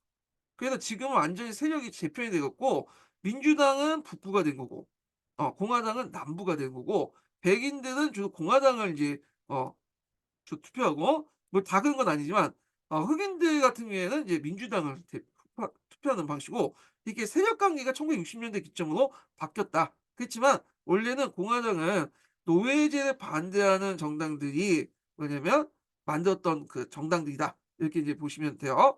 그래서 노예제에 관련된 내용은 요번에도 한번 시험 문제 나왔죠. 쿠닝 무역도 노예제 때문에 이제 한 거죠. 노예제 폐지되니까 그 대안으로 나온 거잖아요. 그래서 이제 캔자스 네브라스 주가 분리돼 나가는데 그때 싸움이 일어났는데 그 과정에서 공화당이 만들어졌다. 이렇게 보시면 될 것 같아요. 예. 자 그러면 인제 이렇게 있고 자 간호안의 기획이 서부 개척민들의 정책을 위해 시행된 법률의 명칭을 쓰고 그 내용 한 가지 쓰시오. 이렇게 했는데 자 링컨이 서부를 북부 쪽으로 끌어들이기 위해서 뭐냐면 했던 법률이 있어. 예. 이게 이제 뭐냐면 이게 이제 뭐와 관련된 법이냐면 갑자기 생각이 안 나는데 이게 법이 자작농지법이야. 자작농지법. 폰스테이퍼 액션이라고 하는 자작농지법이죠.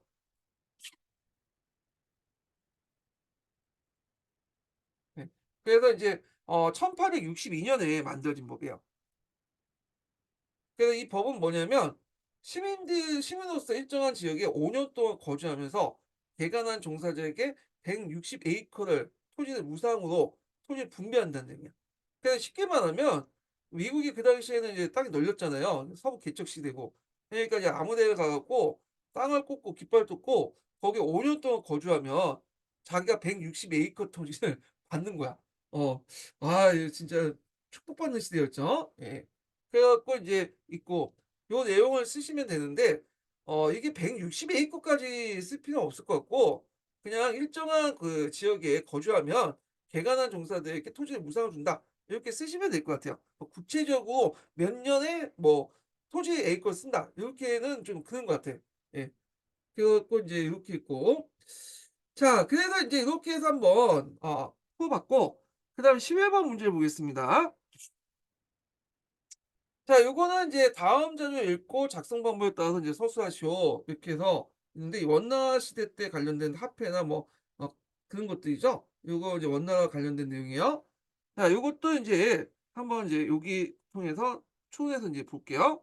자 밑줄 기억의 명칭을 쓸 거 이렇게 했는데 자 여기 보면 인제 그 마르코 폴로의 동방경로 있죠. 그래 갖고 이제 실크로드에서 쿠비라를 만났는데 요때 이제 조폐소가 있었는데 "화폐를 다음과 같이 만든다." 해 갖고 "뽕나무의 껍질을 벗겨서 나무 껍질과 속살사의 얕은 껍질을 확보한다." 뭐 이런 내용인데 요 화폐가 뭐냐?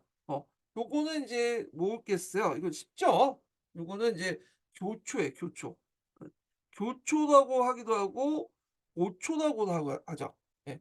그래서 인제 근데 어떤 분은 요걸 그때 뭐 중통보초다, 지원보초다 해 갖고 구체인 보초 이름을 쓰시는 분이 있는데 너무 어렵게 나간 것 같아요 내가 보니까. 딱 이거 보니까 그냥 사료 자체가 물어보는 자체가 지금 크게 시박사 같은 거 물어보잖아요. 이런 것들 교과서 수준에 낸 거야. 이걸 가지고 뭐 그냥 우리가 공계 같은 지식을 가지고 이게 얘기하면 좀 그래요. 어. 그래서 소 잡는 칼 가지고 닭을 잡는 격이죠. 그래서 문제를 볼 때 좀 눈치를 보세요. 이게 문제 사료가 이제 어려운 사료다. 보기 어려운 사료다. 물어본 것도 옆에 있는 제 옆 친구들 그 물어보는 게 좀 어렵다. 하면 이거는 좀 전문적으로 나가는데 여기 보시면 답이 거의 교과서 수준이야. 뭐 시박사, 뭐 설치 이유. 시박사 자주 나오는 거잖아. 그러니까 이런 거는 그냥 문제 주라고 낸 거야. 근데 그런 걸 파악하지 못하고 '아 이게 뭘까, 뭘까.' 해 가지고 막 어렵게 답안을 구성하고 하면 그냥 틀리는 거지. 예. 그래서 딱 볼 때 문제 예문을 보고 느낌이 딱 직관적으로 와야 돼요. '아 이게 교과서 수준의 사료다.' 그리고 옆에 문제들 보니까 '수준이 낮다.' 물어보는 거. 그리고 뭐 '어려운 것 같지 않다.' 이런 거는 그냥 고등학교 수준에서 그냥 뭐냐면 내면 된다. 그래서 이제 웃자고 하는 얘기인데 죽자고 달려드는 필요는 없다 그거죠. 예. 자 하여튼 교초고 두 번째 문제 볼게요. 니은의 해상무역과 관련했던 기간을 명칭해 쓰시오. 이렇게 했는데 쉽죠? 치안조, 강남의 도시죠. 요게 이제 내용들이 있는데 우리가 이제 딱 보면 그냥 딱 나오죠. 예. 시박사. 예. 기간 뭐 다 읽어볼 필요도 없어요. 그냥 시박사. 이미 나왔네. 예. 시박사. 시박사라는 그것은 어 당나라 때부터 해 가지고 명나라 때까지 있었던 게요. 그래서 이제 후에 인제 청나라 때 해관이라는 거 있죠. 해관도 이 시박사의 역할 이어받은 거예요. 명칭만 바꾼 거예요.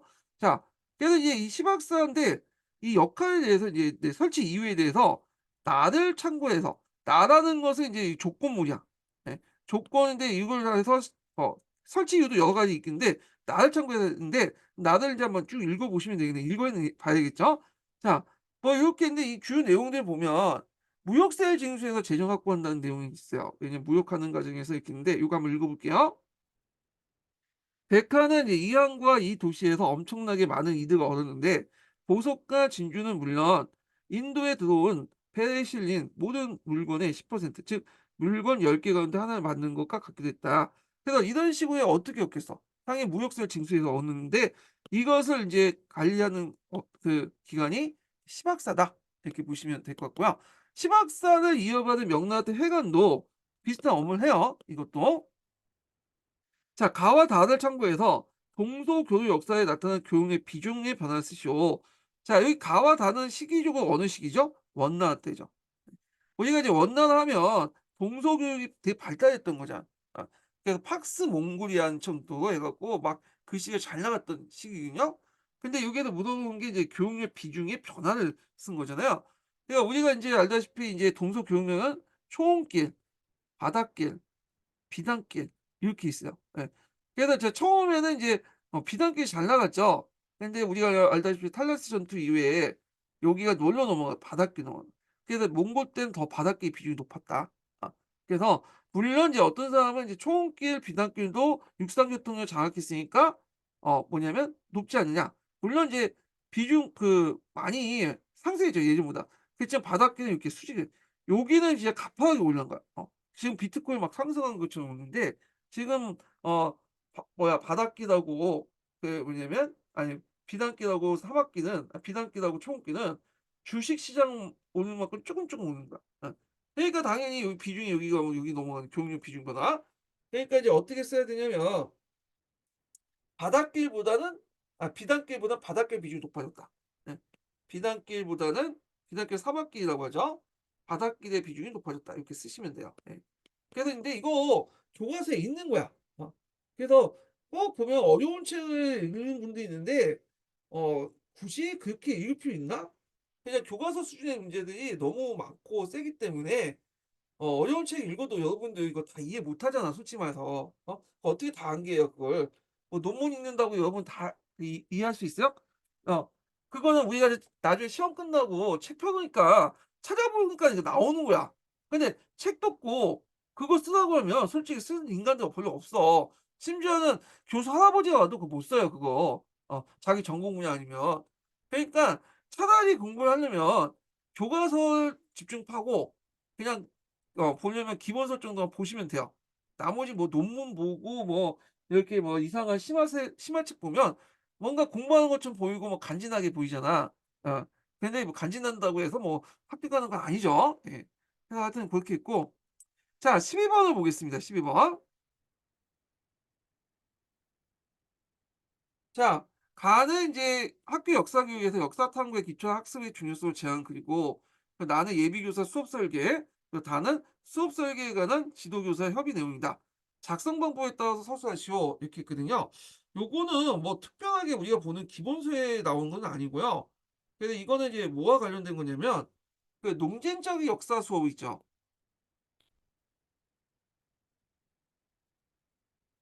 요거와 관련된 그 건데 그래서 이제 이 논쟁적 역사 수업에 이제 관련된 내용인데 이게 어 근거가 됐던 게 역사 교실인가? 역사 교실 해 갖고 뭐 역사에서 배우는 뭐 사무소 가르침 뭐 이름도 되게 길어. 거기에서 좀 약간 따온 것 같아요. 뭐 그대로 낸 건 아닌데 약간 이제 적용해서 낸 것 같아요. 이 책이 역사에서 배우고 살면서 가르치는 뭐 그런 책이 뭐랄까 지금 나올 것 같긴 한데 나올 것 같기는 좀 그런데 이때 한 번 나왔어. 21 년도 기출문제. 약간 이제 그렇다고 해서 여기 100% 근거를 찾을 수 없지만 상대적으로 이제 찾을 수 있는 근거도 여기 나와 있었어요. 예. 그래서 있고 이게 추론형 문제거든요. 그래서 20 년도에 한번 추론 문제가 나왔죠, 대판. 그래서 이제 욕 더럽게 얻어먹었죠, 요 문제 내 가지고. 그래서 결국에는 21 년도에 보면 추론 문제들이 좀 많이 없어졌어요. 그렇지만 요거는 좀 남아 있었는데 하여튼 있고 요번에 또 24 년에 보니까 또 이거 또 추론 문제가 나오네. 선문 다 던지고 놓고 이제 풀하는 이게 자기들도 자기들이 어떻게 자기들이 내는 문제를 우리가 어떻게 알아요. 근거도 없는데 마음속에 들어가지도 않는데. 하여튼 이런 문제의 유형이에요. 일단 그래서 근거가 별로 없고 답을 저도 정확히 모르겠어요. 이게 추론만 할 수 있을 뿐이지 어떤 답인지 정확히 몰라요. 예. 자 하여튼 뭐 이렇게 있는데 한번 보겠습니다. 일단 요것도 지문이 너무 크죠. 이게 많은데 여기 있는데 요거는 이제 일단 먼저 지문을 보고 나서 추론하는 방식으로 넘어갈게요. 예. 자 일단 여기 가로 안에 기역에 들어갈 내용을 서술하시오 이렇게 있거든요. 일단 여기 보면 이제 기역이 어디 있어요? 여기죠.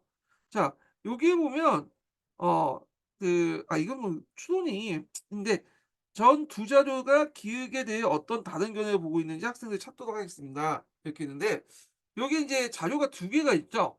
찾아보시면 학습 목표가 있고 교수 학습 과정이 있고 그다음에 교수 학습 자료가 있는데 여기 고고학 자료가 있어요. 이게 무슨 자료냐면 자 여기 보면 인제 여기에서 인제 좀 보는 자료들 보면 자 보통 우리가 인제 전착 생활을 하고 나서 그러니까 수접을 하고 나서 정착 생활을 한다. 이렇게 이제 보는 관점이 있잖아요. 예. 근데 이제 이거에 대한 이제 다른 관점이 이제 보이는 유적지가 등장했어. 이게 인제 터키에서 발견된 유적지거든요. 터키에서. 터키에 인제 보면 12,000년 전에 어떤 이 건물이 만들어졌는데 거기에 이게 이제 뭐냐면 티자안 건물이에요. 티자안. 그래서 세계에서 가장 오래된 건물이라고 이제 보이는데 그래서 이제 이게 건물이 이제 이름이 뭐냐면 게베크리 테페라고 하는 건물이에요. 신전 유적지라고 보고 있거든요. 이거 외워 두세요. 몇 개 교과서에는 이거 적혀 있더라고. 게베크리 테페는 터키에 있는 유적지예요. 예. 그래서 이제 터키 동남부 아나토리 지역의 산맥에 있는 유적지거든요. 이게 빙하기 이전이었던, 그러니까 농경 이전에 뭐냐 수렵 체인 시기 때 그 뭐냐면 빙하기 이전에 만들어진 건물이야. 그래 가지고 보통 우리가 이제 수렵을 하고 나서 농경을 하고 나서 신화 어떤 제사를 지내고 정착한 다음에 뭐 그 신전을 만든다고 했는데, 이미 이제 뭐냐면 수협이 있던 시기부터 뭐냐면 신전이 있는 거야, 신전이. 어. 이 사람들 또 특징이 뭐냐면 농경을 하다가 농경을 벌이고 수협으로 이렇게 넘어가요. 거꾸로야. 그리고 수협이 이제 이때 뭐냐면 채집 시기 때 요 신전을 만들었어. 그 우리가 생각하는 그런 관념하고 다르죠. 정착 생활을 하면서 뭔가 거기에 이제 종교라는 것들이 등장하고, 아니 신전이 생기고 거기에 이제 제사를 만들고 그런 관념인데, 요거는 거꾸로 뭐냐면 농사 졌다가 수업으로 돌아왔다가 이 수업에서 뭐냐 신전을 만들고 앉아 있는 거야. 그래서 그것도 뭐냐면 시기적으로 너무 빨라. 빙하기 이전이니까. 자, 빙하기 이전이면 뭐 후기 구석기 때잖아요. 그러니까 이게 상당히 센세이션 해 가지고 좀 여러 가지 해석이 이제 문제가 있었거든요. 그러면 여기에서 인제 초래한 게 뭐냐? 일단 농경과 정주사의 형성 과정, 요걸 이제 추론할 수 있고 여러 가지로 해석할 수 있겠죠. 그래서 요거는 제가 이제 답을 확신할 수 없어요. 이거는 그냥 제 생각을 그냥 적어 놓은 거예요. 예. 근데 실제로 이게 답이 뭔지는 몰라 저도. 이거 던져 놓고 요거 무슨 여기 뭐야 들어갈 내용을 쓰라고 하니까 이거는 저도 모르겠고, 이거는 이제 주관적인 의견이니까 그렇게 받아들이시면 돼요, 요게. 예. 자, 그러면 이제 또 하나 보겠습니다. 가로 안에 니은에 들어갈 내용을 쓰시오. 이렇게 있거든요. 자, 여기 인제 요 니은에, 아이고 배터리 닳았네. 잠깐만요. 자, 여기에 보면 이제 이걸 알려면 요 앞부분에 인제 봐야죠. 요걸 이제 연결시켜서 요걸 봐야 되거든요. 그걸 이제 보면, 자, A와 B 자료의 내용을 이해하기 있고요.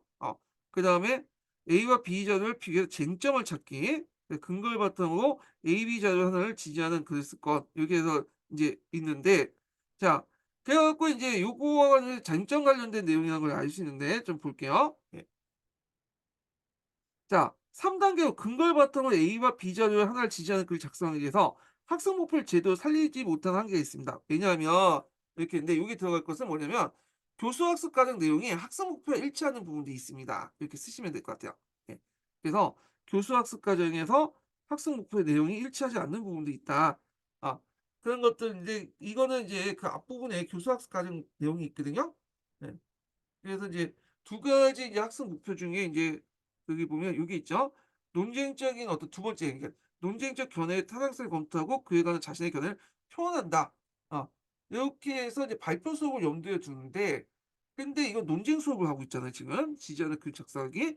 그러니까 지금 목표하고 학습 과정이 일치하지 않죠. 예. 그래서 요걸 이제 지적을 하면 될 것 같아요. 그래서 인제 3 단계를 인제 수정했습니다. 3 단계로 3 단계를 수정하겠습니다. 이렇게 해서 인제 이렇게 있는데, 잠깐만요. 자, 그래서 이제 3 단계 학습 과정을 이게 수정을 어떻게 하냐. 이건 뭐냐면 A와 B 하나 자료를 지우고 글쓰기 수업을 하면 된다. 이렇게 이제 쓰시면 될 것 같아요. 예. 그래 갖고 이 D 내용을 서술하고 이렇게 있고, 자, 그래서 어떤 분은 어 요게 이제 뭐 글쓰기 수업 관련된 내용에서 이제 글 작성하기 이렇게 있는데, 어 이렇게 있는데, 잠깐만요.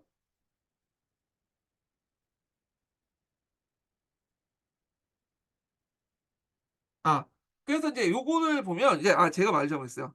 하나 헷갈렸어. 근거에 바탕으로 A, B 자료 중에 하나를 지정한 글쓰기, 이게 나오는데 요게 견해를 표현하는 게 이게 목표하고 이제 일치하지 않잖아요, 교수학습 방법하고.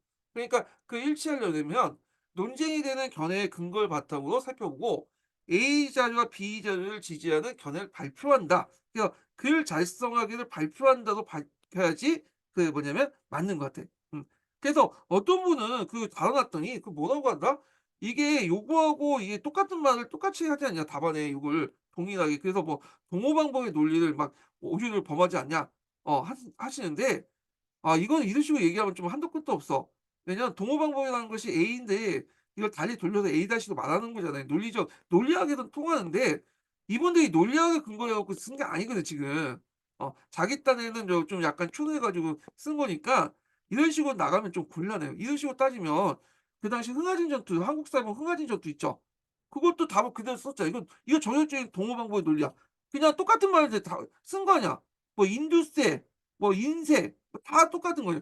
이런 식으로 답을 달아 놨다니까. 이거는 이제 논리학에 따지는 문제지 계속 논리학의 어떤 구조를 가지고 문법상 구조를 가지고 계속 이걸 얘기를 하시는 분들은 좀 그래요 이게. 예. 자 하여튼 뭐 이렇게 했는데 요 작성하기를 인제 뭘로 바꾼다? 견해를 발표한다라는 거 바꿔야 된다는 거죠. 그래서 인제 이렇게 있고 그래서 이제 이렇게 있고 그다음 부정적 결과 다시 이제 여기까지 읽었나요? 뒤에 내용을 서술하고 니을 초래할 수 있는 부정적 결과를 가를 참고해서 한 가지 인제 서술하시오. 이게 마지막 문제인데요.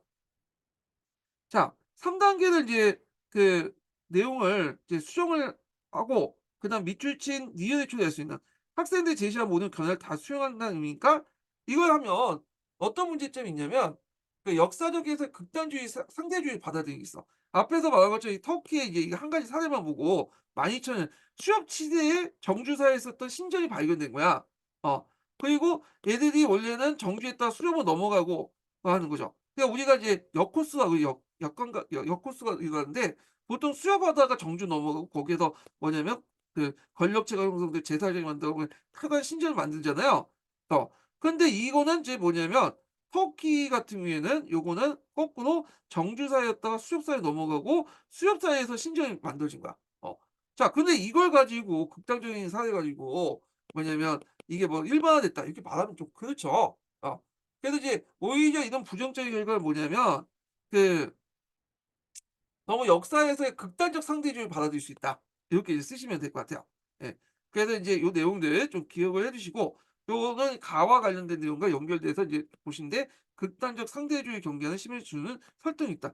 요것도 마찬가지로 어떤 분은 극단적 상대주의가 나오기 때문에 답안을 뭐냐 이렇게 수술하면 안 된다 이런 식으로 얘기한 이거 전형적인 동호 방법의 논리다 이렇게 제시한 분도 있는데 몇 번 얘기했지만 역교론에서는 그렇게 잘 안 통해요. 예. 이 사람들이 이제 내용이 뭐냐 이걸 추론해서 쓴 건데 그럼 뭘 어떻게 하라는 거야 그러면. 이건 답이 정확하지 않지만 동호 방법의 논리 같은 거는 이거는 논리학 저희 그 논 논술 시험에는 통하는 거지 역사 시험 그 이제 인구 시험에는 통하지 않는다. 왜냐면 그 역교동 교수들이 무슨 교육학이나 논술학 그런 것들 염두에 두고 그런 다 쓰는 거 아니란 말이에요, 문제를 내면 보면. 그 문제 안에 그냥 그대로 답을 쓰는 경우도 많아요. 예. 자 뭐 그런 거를 고려해서 이제 보셔야 되겠다는 거죠. 예. 뭐 하여튼 결론적으로 이건 제가 추론한 거고 정확한 답은 모른다는 거예요, 정확한 답은. 무슨 말인지 하나도 몰라요, 이거. 예. 어떤 분은 이걸 보고 뭐 근거가 어디냐는데 근거를 어떻게 찾아 이걸. 추론 문제인데. 본인이 찾을 수 있어 이거? 찾았다고 하는 게 거짓말이지? 그 댓글 보니까 이거 뭐 악플을 달아 놨더라고. 이걸 달았더니 무슨 근거가 없다니 뭐 근데 근거가 있는 문제는 근거가 있는 건데 이건 어떻게 근거를 찾아. 그냥 참고 자료만 몇 가지 제시할 수 있는 거지. 예. 하여튼 뭐 이런 분들이 있어 보면. 남을 호의를 생각하면 악의로 보답하시는 분도 있거든요. 그럼 자기가 그러면 답을 다 얻었지. 답을 자기가 근거 없던 자기가 근거를 찾아서 답을 제시하면 될 거 아니에요. 근데 그렇진 않고는 그냥 무조건 깎아내리는 거야. 그 문제 상황이나 이런 것들 이제 보지도 않고. 예. 자 하여튼 뭐 되게 길어졌는데 이거 무슨 강의가 이렇게 점점 길어져. 6 시로 넘어가네요. 예. 그래서 이거 오늘 제가 지금 일이 있어 갖고 갑자기 지금 좀 하다 보니까 예상외로 이렇게 길어졌거든요. 그래서 다음 역사 B는 어 다음 주에 진행을 하겠습니다. 다음 주에. 아니 역사 B 내일 할게요, 내일. 예. 24년 기출문제는 다음 주에 넘어가야 될 건데. 예. 오늘 수고하셨고요. 다음 시간에 이 역사 B 강의를 좀 진행을 하겠습니다. 예.